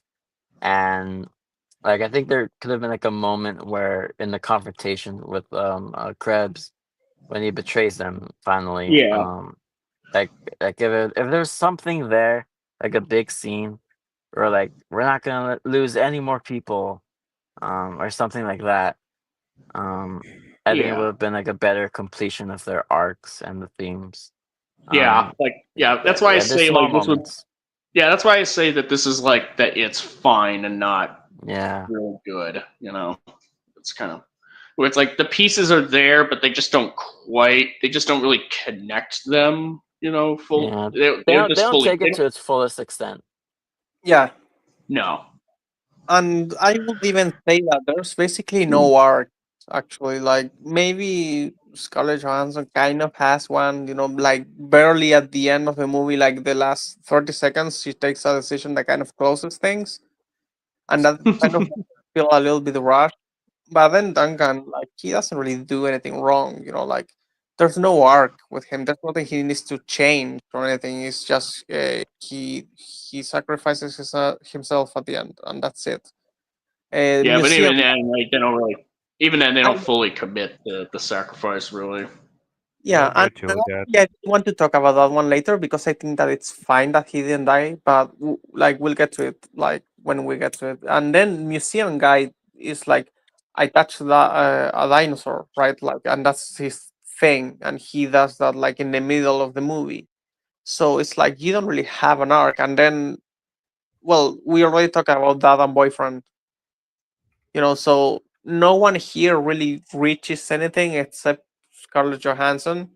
I mean, they all reach something, but it's not an arc. Again, you Mm, need an arc implies that there's a beginning, middle, and end, and this is just like beginning and end. Like there's no middles for anyone. Yeah, sadly. Suddenly, like really conveniently for our protagonist, because otherwise they'd be screwed. The D-Rex would be having some Snickers size snacks from his perspective. Don't yeah. worry, guys. Dolores was only holding back his power so the D-Rex could survive. You haven't even seen his final form. uh, All but yeah, right. yeah, the bad guy, he of course he gets eaten. Which All results of him in except his probably hand. Yeah, I was trying to say it results into probably the most graphic death. Like you actually can see his body getting ripped apart. Like I can commend Yeah. them for it. Yeah, that's yeah. like a Lost World moment when I forget his name off the top of my head, but when he gets torn in half, like it's that level Eddie of Carr. gruesome, Yeah, I would say. Yeah, Eddie. Yeah, yeah. you know, It's a pretty gruesome bit. I will say it's pretty lucky that the DNA case didn't get destroyed, and all that was left is But his hey, hand. yeah, yeah, his arm is the only, like, kind of like in the first movie, the arm is the only thing left after the Velociraptor attack. Yeah. One thing.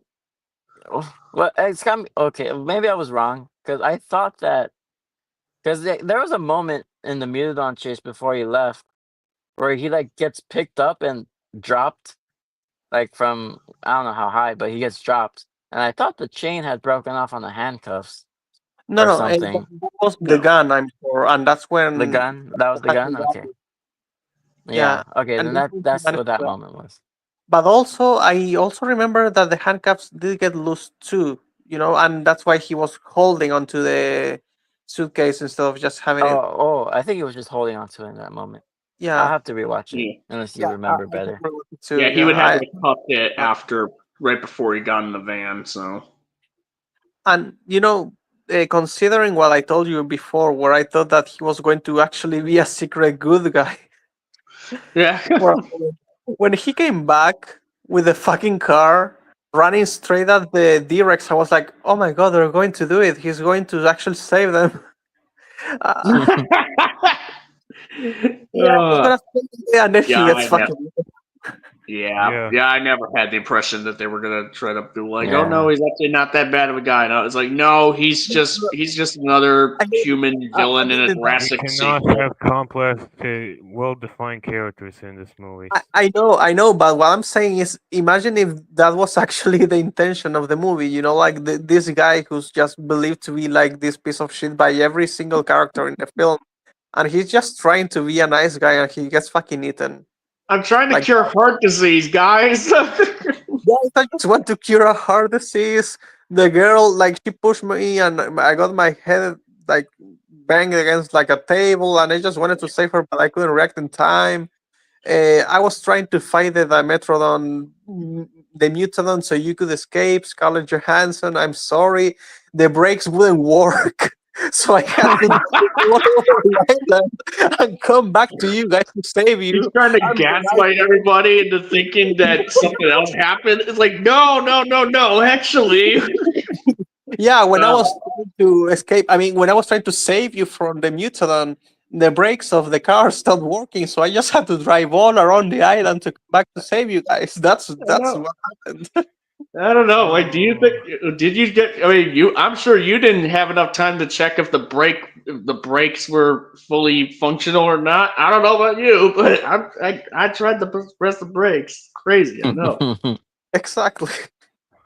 Ah, so one of the topics anyway. of the Taurus Rex, so what are you guys' thoughts on the scene where it's tried to catch up to Duncan? I mean, we're pretty much getting there. Yeah. Uh, Yeah. So we're Bro right get we're Bro, right on top of it yeah, right now. because So Bro gets eaten, and then they make it because they were trapped in like this like I don't yeah, know what it was, but this area, The and sewer. then yeah, yeah, the sewer sewer grate line. thing. They They escape. They get get the out, DNA, and which is like the thing that they came on this island in the first place. So it's yeah, like, and then they yeah, get to like this dock area. yeah, to try to get a boat going. Like, but it turns out they have like the lights on the dock are kind of like they're attracting the D-Rex. So Hmm. Duncan pulls an Ian Malcolm essentially to just get a flare and distract it. And then Which they both, yeah. Granted, if this was a very generic looking movie, he would have died in that scene. Mm, No, no, no. Actually, I think that the most generic thing is having him survive.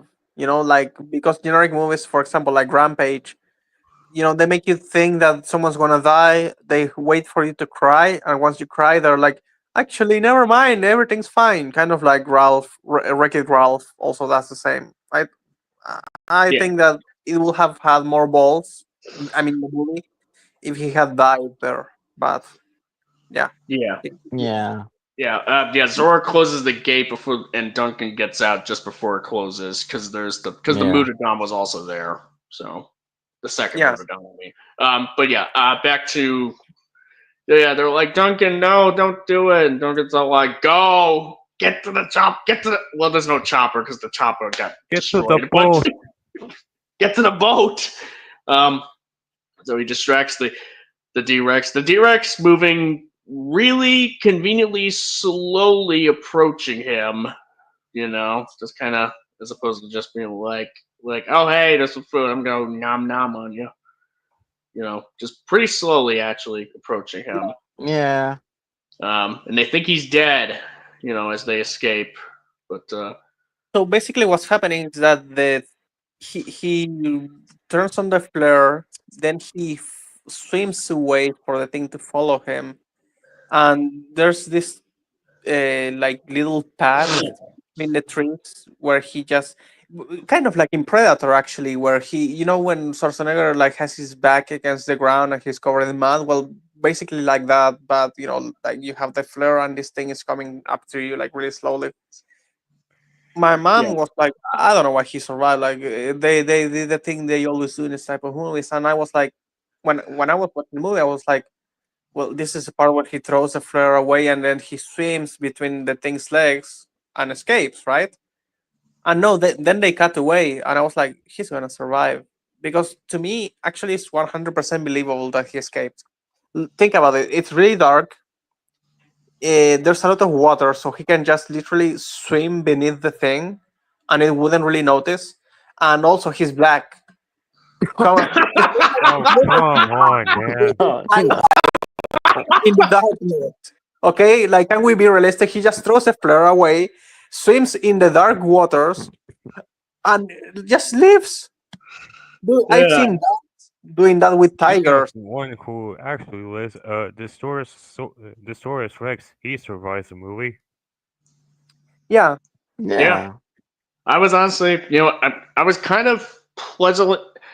I wasn't sure what to think of it that the Distorus Rex kind of like, gets through the movie without dying or even having a fight happen Hmm. with like a T-Rex or whatever.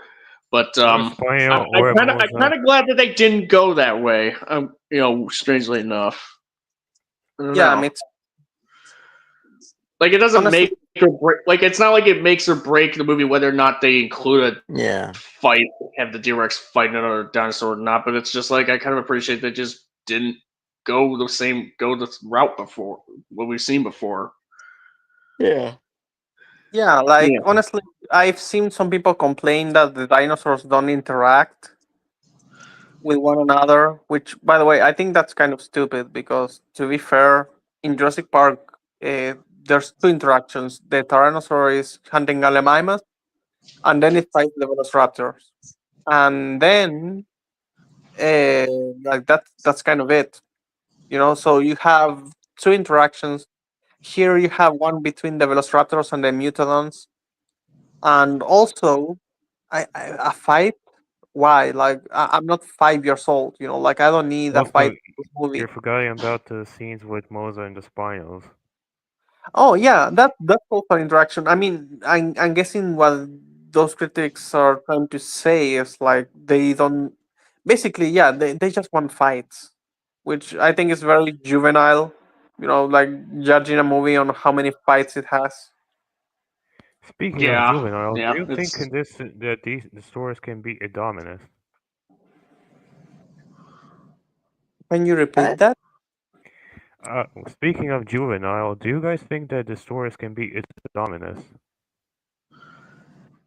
I don't I know. mean, Maybe. like considering how big the D-Rex's like larger arms are, like considering he does use them to pick things up, he could probably just like snap the Indominus's neck with yeah, probably. them But hands. a dominus has the camouflage.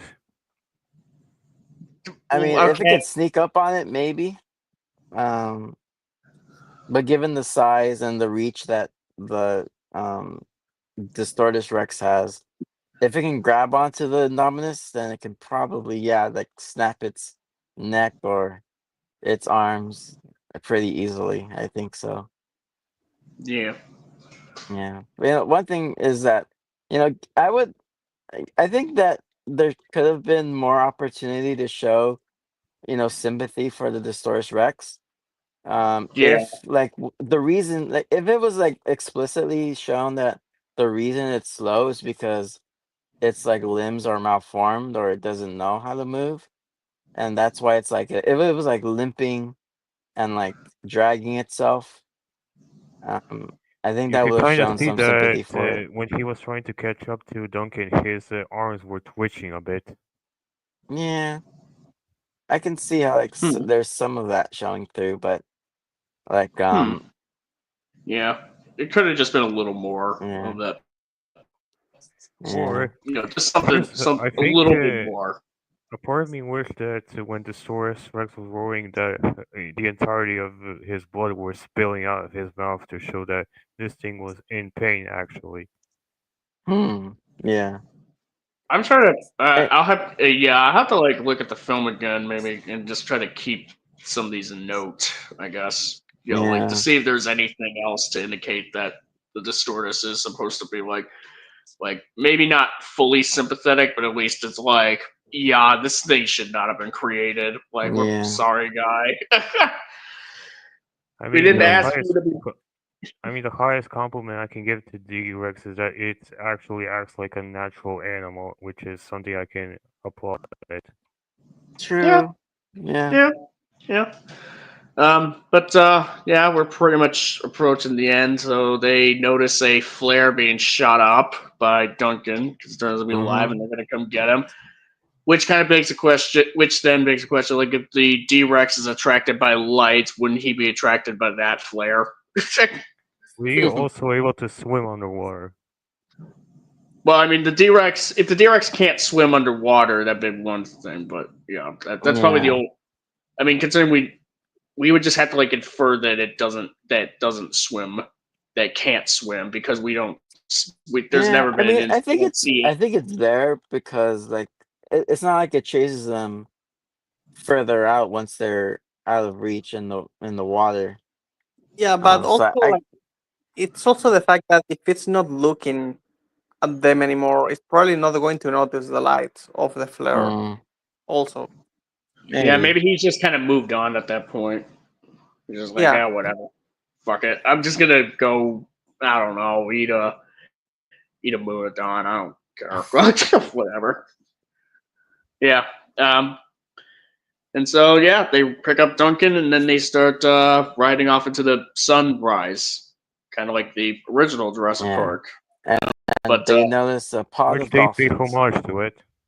yeah, Yeah. they notice a pod of dolphins, like how Alan Grant notices a bird flying at the ocean. Mm-hmm. Um, and now one last thing is the whole thing of like how about the whole thing about the DNA being for profit versus like doing it for all, because like Yeah. Loomis is all like, because like the whole point with like Loomis is like, do you really think that like like what if we just, instead of like doing this for money, what if we just like do it for all, as opposed to what Martin does, which is like to make it not affordable for most people, only affordable for like whoever has the deepest pockets, essentially. Yeah.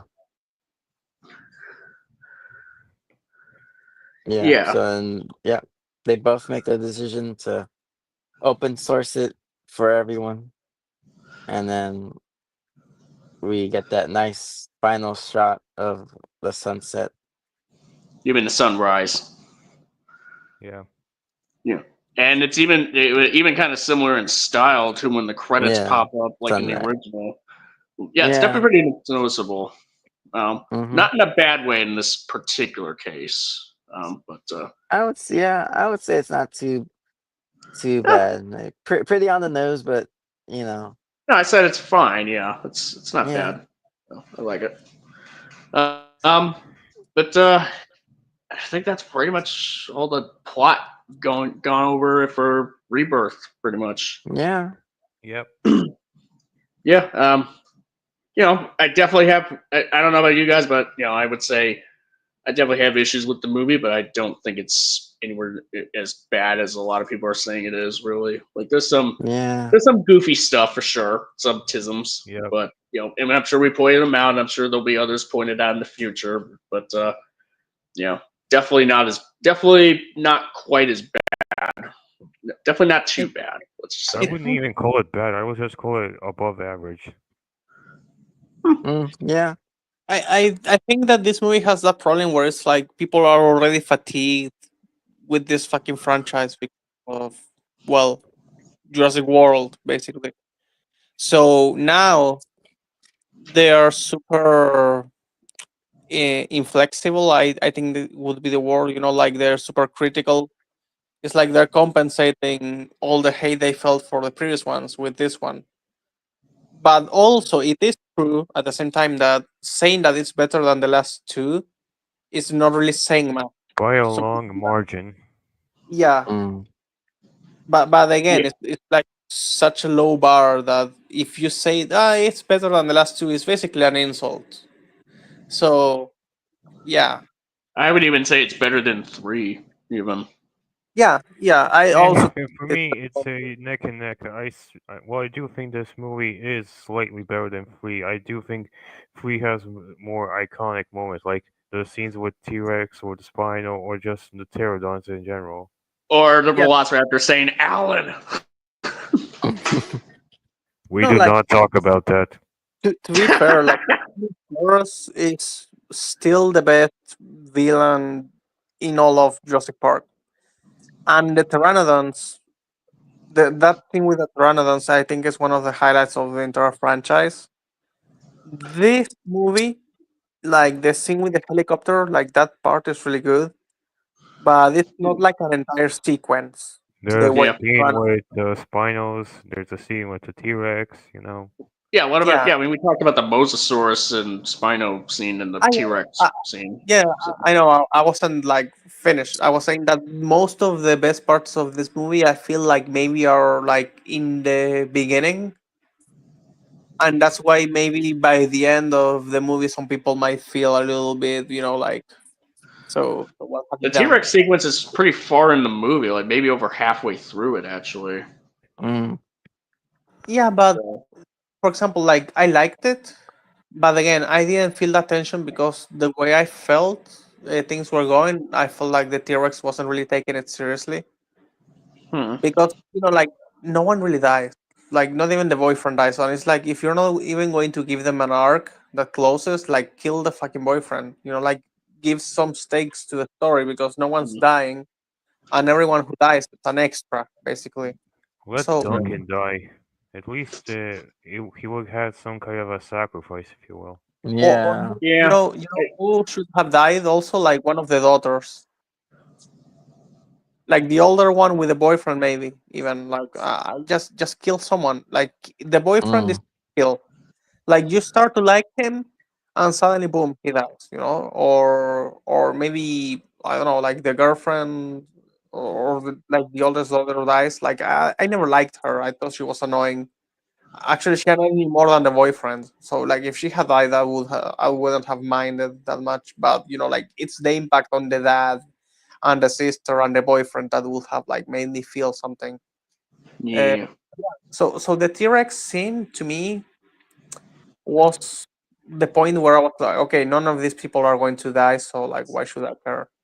And Hmm. again, when Duncan was about to die, supposedly, I was like, dude, just throw the thing like as far as you can, get under the water and swim past, like in between these things' limbs.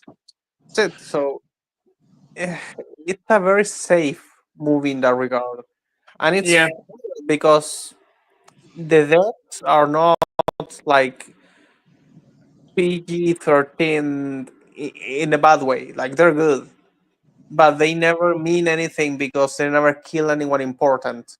Hmm. So in a way, even though they did visually the best possible thing they could with PG-13, it's so PG-13 in the way that it doesn't mean anything at the same time. I Hmm. guess mainly for me, like the fact that this movie kind of just moves away from Owen Grady and the other recurring characters from the past 6 movies. Like I kind of like get a sense that there's like, all right, there's a little more wiggle room for more people to potentially die, to be in danger of death in this particular instance, because you got like a whole new cast of characters, not at all connected to Alan Grant or Ian Malcolm or Owen Grady. Certainly not Owen Grady, because let me just because the last two Owen Jurassic World Grady movies, would have went to like with the source hold and on a second, I'm not done. I'm not done. The moments when Owen Grady survived like a pyroclastic flow in Fallen Kingdom, it just that's like the point where okay, him and anyone surrounding him, his person, who's like a named character, they're gonna be fine because they'll just fucking survive anything at this point. if But Owen was fighting the source, he would just give him the hand pose and the source would immediately back off. yeah. Yeah. For me, I never really go into a movie.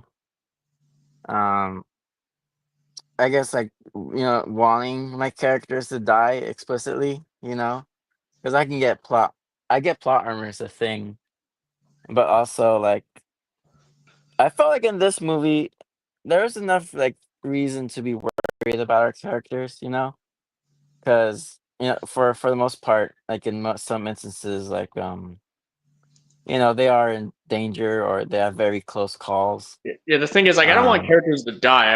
I just want necessarily. I mean, it's only if it's if a character's death would help facilitate is necessary to the story, or if it's if it's earned essentially, or if it's in the case of a slash movie, if it's just the name of the game, all things considered.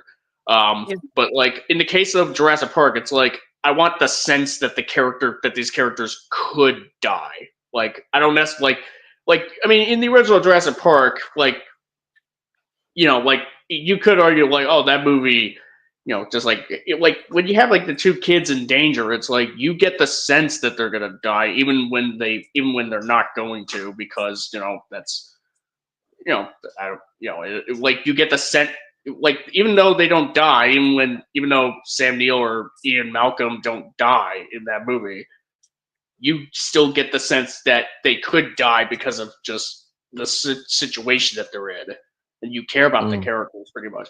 And in this film, I cared about the characters in this, even if they're not as strong as written characters as what we got in the past. But still, but I definitely wish that there was just a little bit more of that sense, if you will. And yeah, yeah, I definitely think that not having Kincaid not die to the D-Rex was kind of a missed opportunity somewhat, yeah, because of I agree because it sort of goes back on the point of like completing his arc and stuff. But like, because if we had or like if we had to keep him alive, or if I wanted to keep him alive, I would have done it in a way that still completes the arc. At least for like, because I would have had Zora go back and save Duncan if that Yeah. was the case. Yeah, Yeah, Because I Yeah. feel that's like it. that would complete the arc of she's not going to leave anyone behind, or she's not going to let anyone else die. Because like to me, like that's the point of her character, you know. Like Yeah. she's not gonna lose anyone else on this mission, and so she goes back. Duncan can still have his like attempt at sacrifice, um, and that way he can sort of still have his arc maybe, or do something that still completes his arc, but still keep him alive because it also helps his other character. And so they both kind of like move on from their losses by helping each other. Yeah. Yeah, that's fair. Resty Madge is asking, anyhow, I've heard things about how the D-Rex survives a helicopter crash. Yes, because he made the helicopter crash and he was big enough to have it in his mouth. So I think it's safe to say he can Yeah. survive a helicopter crash. yeah. He was the crash. He made it happen. How does that happen? It was I, Barry. Yeah. Yeah. Okay. But I mean, I guess final thought. I guess we'll just get into final thoughts about Rebirth. I mean, unless we've already started, I suppose. Well, I did want to add one more thing about like the deaths and possible deaths. I think that if Duncan had died, it still wouldn't have fixed the issues that people have with the movie, because that means you will have had a death at the end of the movie. So still most of the movie goes out without any stakes. It would have basically been something akin to Emma Russell trying to distract Ghidorah. Yeah, yeah, basically that. And by the end of the movie, if no one has died yet, it's like you don't even have a reason to think that he's going to die. And even if he dies, it's like, okay, you kill someone. 2 minutes later, the movie's over. Like it still doesn't fix the problem. I think Yeah. someone should have died sooner. For example, this guy, when he fell from really high up, maybe it should have been someone else. I don't know, like because it's funny. I think that the museum guy was the most likable character, and maybe you could have killed him right there with the Quetzalcoatlus, because he already did what he wanted to do. Like he didn't kill the egg. He touched the Titanosaurus. You could even do maybe like I don't know, like whatever else. And Yeah, that it's would have like, been pretty ballsy, actually. Yeah. yeah, exactly. And finally, he did everything he wanted to do. And if you kill him, then it's like, okay, well, like I liked him, but if that's the purpose of his character, that you're going to like him and then it hurts when he dies, then do it. Yeah. But yeah, like by the time Duncan's death, not really the death happened, even if he had died, I don't think that the audiences would have cared, and I think that they will still be really apathetic to the movie and they will still criticize it the way that they're doing right now. Hmm. Yeah. All right, just Yeah. a please freshly match here. Yeah. But yeah, I can definitely say warts and all. I definitely would say that this is, pretty much, pretty fairly solid film for the most part. Not amazing really, but it's definitely some missed opportunities. Definitely some tisms, but it's Yeah. certainly it's not even close to being as bad as what people are saying it is. Really, I it's mean, not a if you look complete at Doug disaster. Walker's review of this movie, yeah, he's kind of a delusional when it comes to the first film. Oh, well, Mm. okay. What's an example of what he said or what? He said that the dinosaurs in this movie look fake. Okay. Next. All right. So I guess that might be the next stream then, unless. Oh wait, no. Hold on. I have different art plans for that. We'll fit that in as a later stream. Yeah. Well, I mean, if Hey, he's talking about VFX, there's only one moment in the VFX that kind of stood out to me, and in somewhat of a bad way. It was I mean, the Titanosaurus scene. this is the same guy who thinks that all the sequels are garbage.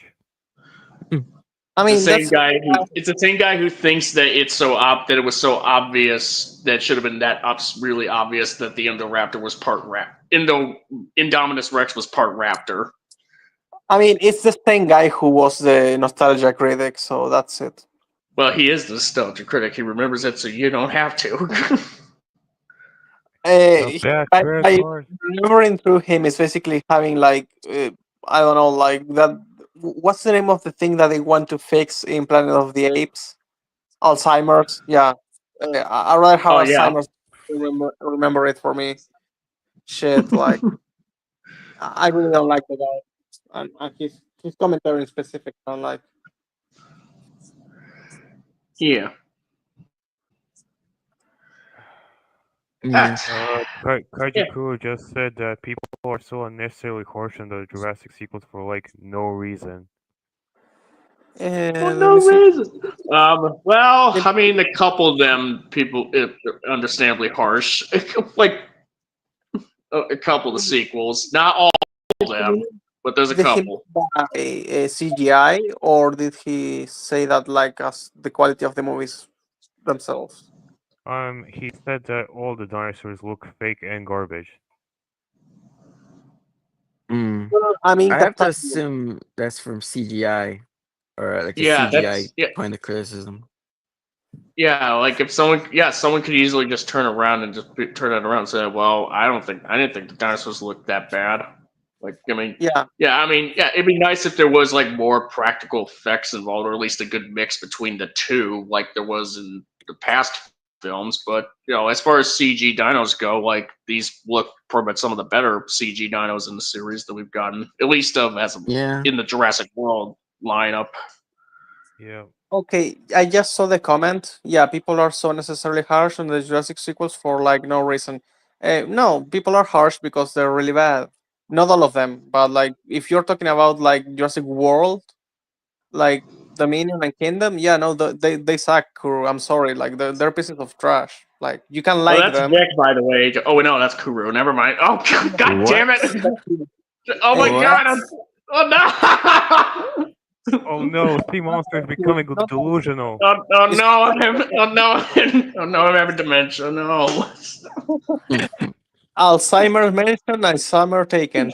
Oh Take By the the way, god! pills, man. Kuro, it's not like I think that you're like stupid for liking the movies or anything. Like, and it's fine if you like them. By the way, it's just that they're trash, and it's okay to like it, even if I'm saying that they're like shit, which they are. You're not like an inferior fucking person for liking them. Like for example, you You're not Hassan Piker if your levels are bad. If you like Jurassic World or don't like it, okay? It's fine. yeah, like people are harsh on them because they're trash, and it's fine to say they're trash, and it's fine if you like them. For example, you just say JP3 is still the worst one. I think you're fucking crazy, but that's okay. I think you're delusional because the last two were trash, like horrible. But but you know what? If you ask me, JP3, some of the obnoxious elements in JP3 are more obnoxious to me than the obnoxious elements in Fallen Kingdom or Dominion. But Fallen Kingdom and Dominion are easily worse written than JP3 because JP3 at least wasn't like JP3 was kind of like Rebirth in the sense where they're not trying a whole heck of a lot too hard to really to just like push a narrative. They're just like, hey, let's Yeah, just have people on an island, be it chased just by wants to be a dinosaurs for a solid adventure MacGuffin, movie. and try to get out. It just wants to be a solid adventure movie. Yeah, and Exactly. that's what it did, It and it again. It delivers. gives us Y'all some of sounding like GXK defenders right now, bro. Yeah, don't even. no, but Yeah, think about it. you. It still gave us like JP3 gave us something that the last two never will because they're already made and their extended versions have been already released. It doesn't change shit. They're completely forgettable. Meanwhile, JP3 has the Spinosaurus, which is beloved by everyone who wasn't like a fucking man child at the time of this movie coming out. And also, the pterosaur scene is Yeah. one of the highlights of the entire fucking franchise. And if you don't think that I'm right, go back and watch it. First of all, they're creepy. The atmosphere is amazing. And if you want to talk about stakes and people feeling like they're in danger, go and watch that scene again. The fucking kid is basically fed to the babies and they like start like tearing holes into his legs. Not Yeah. to mention that that the pterosaurs in JP3 have easily the best designs, Yeah, or and at least also one. Oh that. yes. Mhm. Yeah, you're right. Also, the designs of the dinosaurs are really good too. Oh no, Kuro wants to come on here. Hold on. All right, before we go, Vic, Come on, let me fight just me. say. Let me. Fight me. Oh, by the way, Vic, let me just say, GXK has more in common with Dominion than it does with Rebirth. By the way, just gonna tell you right from writing. That's probably why I love the Minions so much, specifically the extended cut. Yeah, I'm sure you do. Also, hello, Kuro. What up? Fight Yup. me. I would have See, Monster, you're killing me over here. Like, you can't keep having these streams at like really early in the morning because I don't get off work and to sleep until 2 a.m. Oh I'm no. still asleep when you start these. Oh. Kind of ironic considering that it's gonna be nighttime in any place. Time zones are fun. Yeah, Anyway, fun. as far as I guess I'll try to give my abridged thoughts on Rebirth since I saw it a few days ago, at least for now. Movie good. About where I predicted it would wind up with the rest of them. Better than Dominion 3 and Fallen Kingdom, but as far as the original, The Lost World, and the first Jurassic World, it's in between them. Yeah. So, yeah. I think, and then obviously the only one of the movies that compares to the novels is the first Jurassic Park, which I still think is better than both books. Yeah. As far as the deaths, the lack of like any proper character deaths in the movie didn't really bother me personally, in part because it's just I can kind of like catch on to what characters are going to be, for lack of a better term, disposable fairly quick. So doesn't really catch me by surprise. If anything, I was impressed that the one dude with the beard lasted that long. Yeah. Although his death was fairly unsettling, just getting swallowed completely by the Quetzalcoatlus. I was like, Yeah, oh. he probably died the same way, like, potentially Hopper probably did in A Bug's Life. I would argue Hopper's death was more gruesome because you just know he was pulled apart. Oh, well, actually, yeah, fair enough. I'm trying to think what. A saying that I heard someone, and I've thought about this saying for a bit, and now that I know I've actually seen the movies again recently, I actually agree with, is a content creator I watched recently said his personal opinion on the Jurassic movies is that outside of the first one, the rest of them are all of similar quality. It's just a matter of what kind of bullshit you're willing to tolerate. Would want to separate the Lost World a little bit from I everything. would do that too, because I would still put the Lost World as like, and I don't tend to use, well, for the sake of this, I'll use the out of 10 ranking as like an 8. Yeah. But the rest of them, yeah, like I can agree to that. I've said this before, and I've never had the chance to talk about the Jurassic movies because while you guys were doing the World Trilogy stuff, I was busy with other things. Yeah.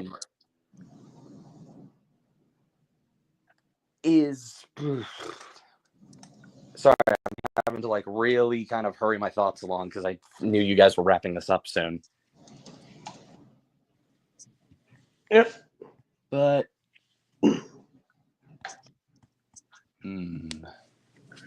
sorry, I've completely lost track of my thoughts here. Want to take Just some bear time, and I with think me. it's fine. Like we have stayed until late, like way later than this with other stuff. Like if you want to, we can like play some music, copyright free music. I don't have the copyright-free music. Well, or any music, not that I. You still don't got. You still don't got the StreamYard. premium. Hey guys, I have some unfortunate news. Yeah. You're leaving. Yeah, I'm going to leave a little sooner, so yeah. Well, I mean, we're pretty much Yeah, so I close just to joined being for like done the at this tail end point. of this stream just to try and give him my abridged thoughts because I just woke up. Yeah, but before I leave, this might be a dumb question, but to you three of you guys, Sea Monster, Vic, and Kaiju, what are your guys' thoughts on like the dragon design I showed to you all? Good. Yeah. It's, Let me it's see. you've been it's been consistent with everything. I think I Yeah. mentioned this before on like other calls, but it's impressive how you can still like maintain, for lack of a better term, the spirit of the thing that you're drawing, or in this case, something that I think is entirely new, but Yeah, that's still new. make it like obvious that that's X drawn by Hoshi. So it's good. Yeah, Right, I thank really you. like it. I think it's, of course, as with all your work, very cool looking. I like the details of everything you put into it. I think it's really cool. Yeah. Yes. I'm kind of I would just be parroting the both of them really. Caw. Okay, yeah, but before I go, Vic, is it okay if I ask you something? Sure. Okay, I know that the tomorrow is gonna be the big day for me because tomorrow Gachi Akuta is the first episode is going to release. But before it comes out, can you at least tell me what to like expect from the two episodes? Um, I would say you should expect um for it to both be faithful adaptation and for a lot of like cool animated moments, because I was worried it was kind of gonna have some pretty fast pacing to get through the story, but there is very good pacing um for the first episode of the story, and I think it sets it up really well. Okay, did they at least show the opening? E- uh, Actually, I'm I I'm having a hard time remembering if they did show the opening. I It's think the one where the Pale Dusk, the Japanese band were in it. hmm, I honestly forget if we saw it. I'm pretty sure we did. If we did, it was awesome. Um, but like it was all just like really cool to see. I mostly just Okay, remember the episodes themselves. okay, guys, I'm sorry that we're going out of context. It's just that I'm really excited for this anime adaptation because I've been watching, reading this since 2022. So I don't know. I'm so excited for it. I can barely tell you. So before I go, follow me on X, where I go by Antonio Sip 54255, and follow me on Instagram where I go by Hoshi0071. And follow me on Reddit. I also post stuff there. But other than that, uh, thank you guys, and I hope you guys have a wonderful day. Yeah, you Have a take good one, one. man. And have a wonderful day too. Wow. Thanks, you too. Okay, Lau, is it okay if you can like send me a message on Discord so I can send you something? Oh yeah. Wait, I'll do it now. Just before you leave. Ah, wait. I know where you're actually in the other chat. Okay. Yeah, I'll do it. But other than that, thank you guys. I hope you guys have a wonderful day. All right. Mm-hmm. Bye. Thank you. Bye. Bye. Now number 4. Did you Oh, have time to gather your thoughts, Kuru? Yeah. Um, If you need a little longer, um, like we can the still. thing. I'm just sorry. I'm still trying to put the last of it down. I will. Okay. I think I actually got something now. Was like the whole lack of deaths thing. Is it again, didn't personally bother me because, well, the set pieces were still fairly like tense and all that in spite of that. And maybe it comes down to my own like phobias or whatever, but the scene with the mosasaur on the boat was probably honestly my favorite. Either that or the river raft scene because it acknowledges the novels, but Yeah. that's something of my own personal fears. The only other one that actually got me to squirm like that before, in spite of it being my least favorite Jurassic movie, was 3 with the climax on the boat with the Spinosaurus. Yeah. Yep. Even though I I can- think the constant cuts to the kid watching Barney are completely unnecessary and kind of give me fucking J.K. Simmons level of whiplash. Yeah. I mean, I guess it's supposed to be like ironic, you know. I get what it's trying to do, but the tonal whiplash is so strong it overrides what anything else was happening. It's the dinosaur man. No, that's like that makes sense to me because it's like that he's talking to a child and such. So that part Well, makes sense to me. It's there, the there, whole, are, there are a couple points where like Sam Neill's like New Zealand accent like starts slipping out, where he's just like, "Go, get mommy." yeah, but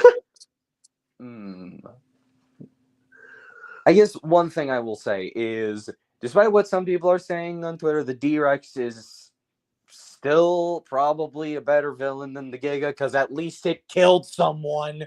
Yes, Probably, definitely better than the Giga. This is he going to took be out a someone that likes helicopter. Dominion's Giga. Yeah, In that aspect, sure, but in the aspect of having it be like a character in the movie, I think the Giga is a better fleshed out character than the That's fair. T-Rex. Also, this is going to make some people upset. The Distortus Rex also has a higher body count than the Spino. Suck it. I mean, you're not wrong. You're not wrong. really? I mean, the Spino killed 2 people explicitly. It killed 2 people and a T-Rex, and people only care about the T-Rex. well, actually, you know what? The T-Rex counts for 5 people, so suck it. Spinosaurus. Not Man. gonna- No, on these nuts.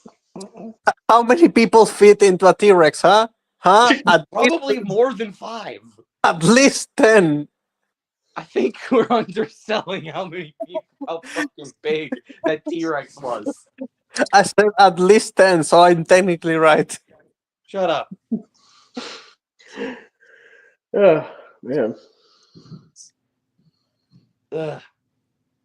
But yeah, I will definitely say I feel like more could have been done with the D-Rex. It comes way too late. Yeah. But I feel like maybe they're trying to sequel, save stuff for a sequel, maybe. well, how on earth are we gonna do another sequel considering they just look, I enjoy the movie itself, but all of the initial setup and how it kind of erases everything from Dominion drives me up the wall.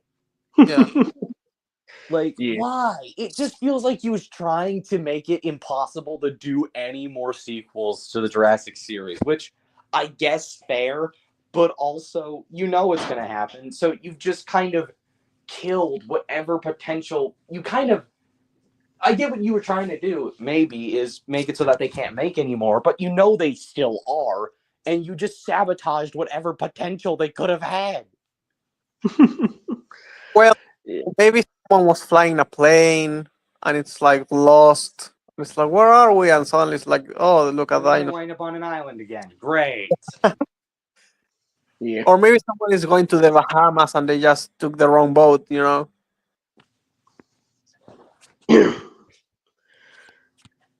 Like, honestly, Besides, we were saying Fallen Kingdom and Dominion were built on sandy ground to begin with. At least there was ground. is it ground when it's literally This dude like, just like went and took a shovel from the other body of water to bring it to the ocean, and now we have to redraw the maps.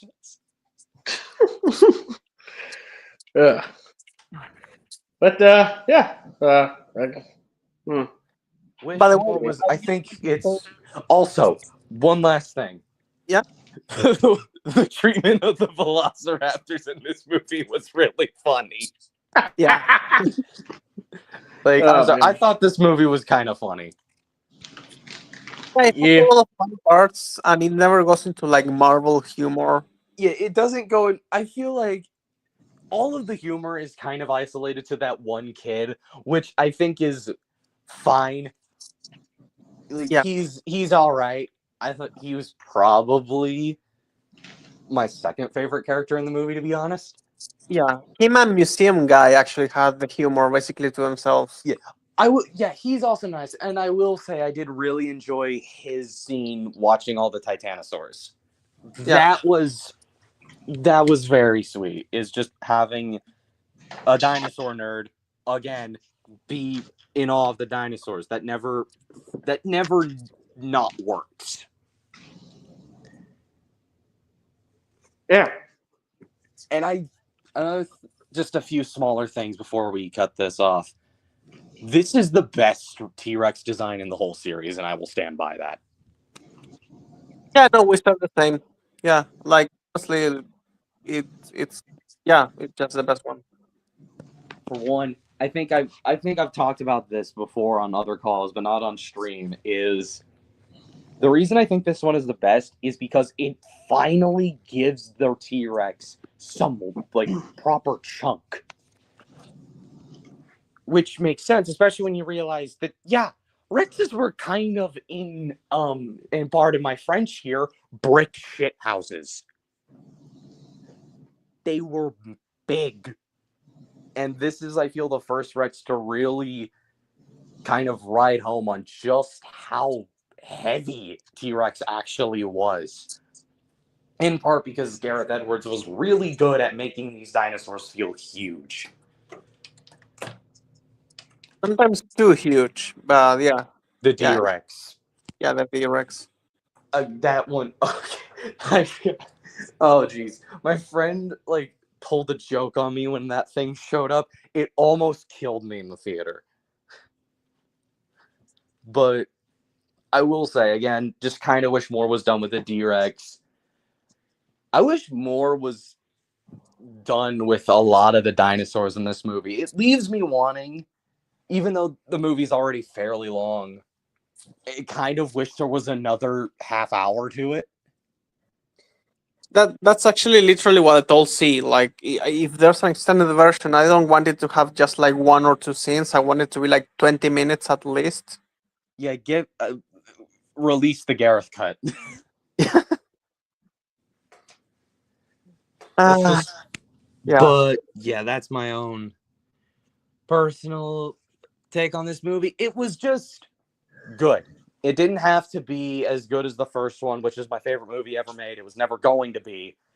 And I accepted it probably wasn't going to be on the same level as The Lost World, but it's about on the same level as the first Jurassic World for me, and it's better than Fallen Kingdom, Dominion, or 3, which is good enough for me.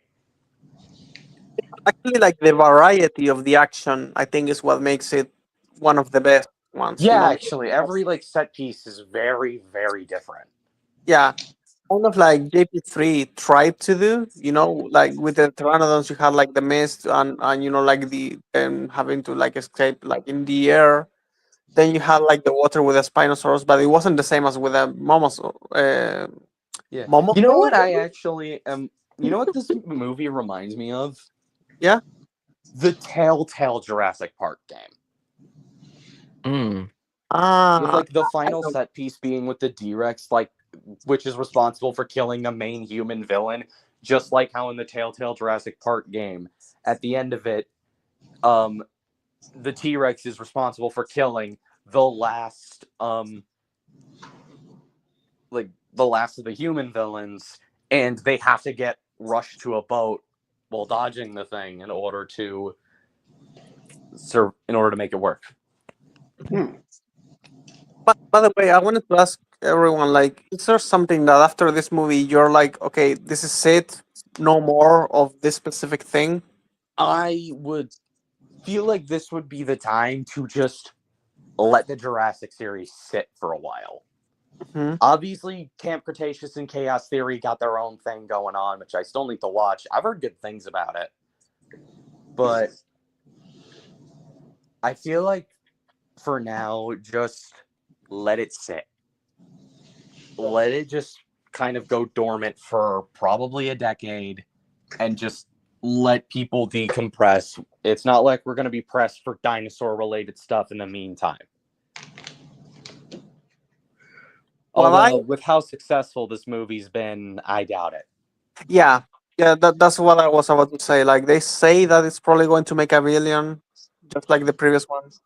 It's been fairly. It's because it's like the only big dinosaur related franchise. Exactly, that's the problem. Until we get more, people are not going to like have a reason to make better quality stuff. I feel, and Or as just long go. as I feel like the more better term would be just go make other dinosaur related projects other than just the Jurassic stuff. yeah, and when you make them, don't make them like this thing that no one is going to be able to watch. Like for example, So there's something. All of you better go watch Primitive War, I'm going to watch it if or it's I'm in going to Atlantic, but lock that's you the in a problem. box. That's the main problem. Like, is it even going to be here in Europe? For example, in Portugal, where I live, is it going to be available? Because if it's on streaming, fuck it. Like, dude, like like it's not the same having it in streaming that having it on theaters, for example. So it's all about distribution as well. For example, here we don't have Hulu. I am forced in this disgusting fucking country. I'm forced to pirate Killer of Killers. I haven't watched it because I don't want to pirate it. So I'm going to get spoiled at some point, probably, and I have to avoid it until somehow I can watch it legally because I want to support it. So just because I'm trying to be nice, I'm getting fucked. So that's the thing. Like, if you're going to make dinosaur movies, you need to make them good. So there's some competition. And people Accessible, are and also market them properly, exactly because if you don't which is hard to do.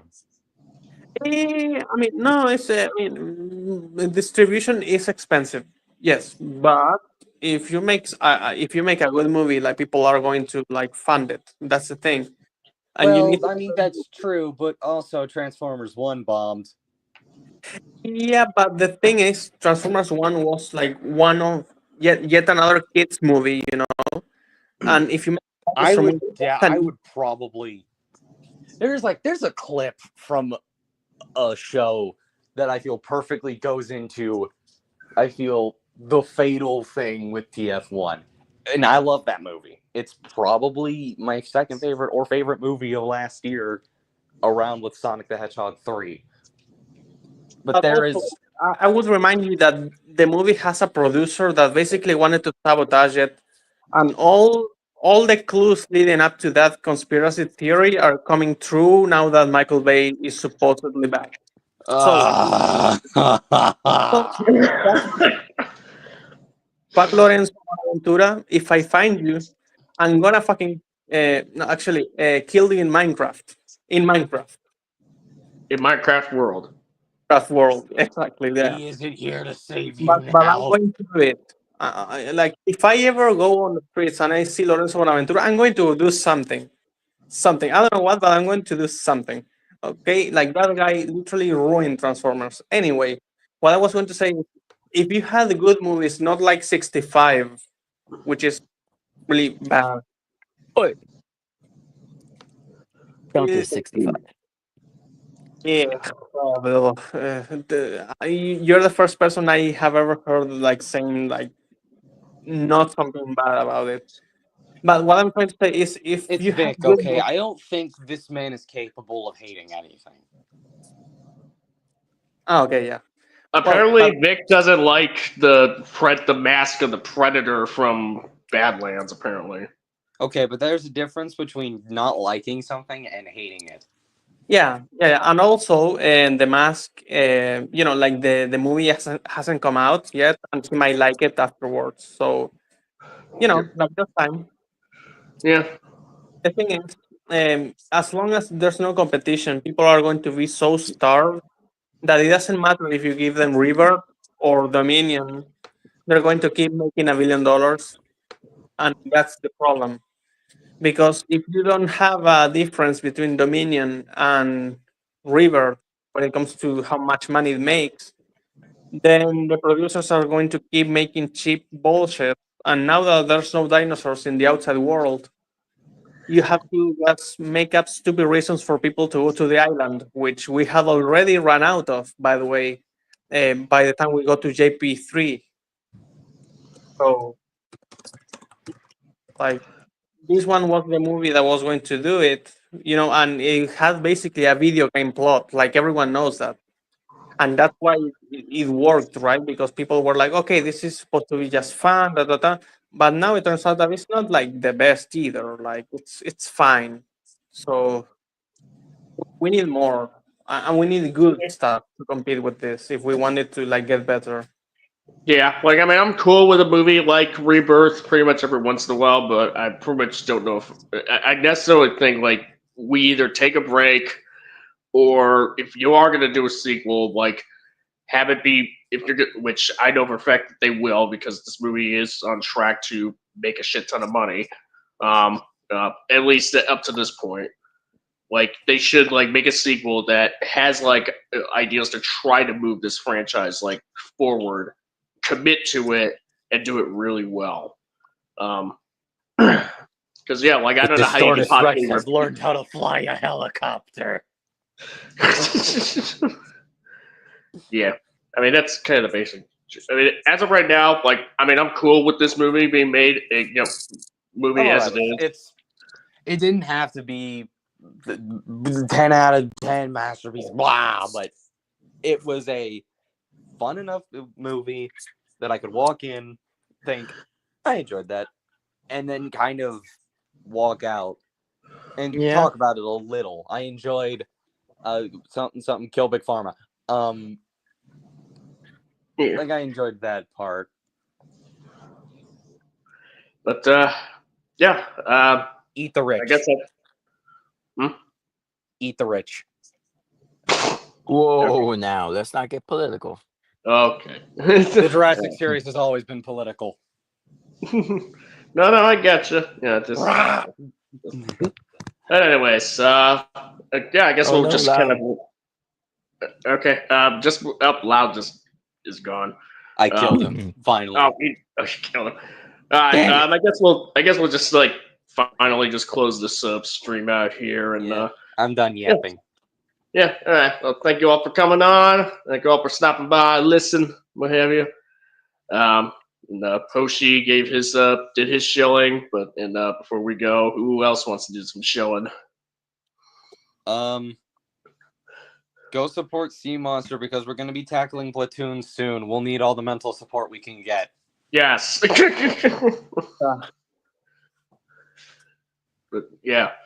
If I see anyone in chat defending this video, you're gonna get fixed. Oh man. But yeah, hopefully I'll have a set date for it very soon. Also, fuck you, Gramuglia. No, That's my plug. Okay. All right, good. Oh yeah, check out C Animus's video on him from yesterday. It's good. Good Lies shit. of C. That has to be a reference to the Souls Light. Yeah. All right. Vic, I assume you have something to shill or Same as always, checking me out on YouTube, Kaijunauts. I did have 2 live streams I did that are relatively new. My Cryptic Happenings podcast I did with Lizard King Productions. And then I did a Drawcast special with Hoshi, who was here earlier. So look forward to more of those live streams to come. And find me on Twitter at Vic Monstrous to keep up with my work there. okay. And Lau, you pretty much kind of just same with you or no? No. Everything's the same as always for now. So nothing to say here. Just subscribe to Sea Monster, and that's all. All right. Awesome. Thank you. And yeah, this has been your host, the Sea Monster. next live stream, or one of the next down the line, will be the Little Platoon GXK stream, which is gonna be, would be like in the morning of whatever day. That kind of like pick. It's either like in mid or late July. We'll see what kind of days I can do. Really, it's Right. probably, hopefully. I mean, I don't know if I could be able to get it into a weekend. Really, I think it would just, unfortunately, but we'll see what happens. Yeah, just keep you all posted. Check out my channel. Check out for any future content that I have in the pipeline. On here. Follow me on Twitter at CMonster DCI. And yeah.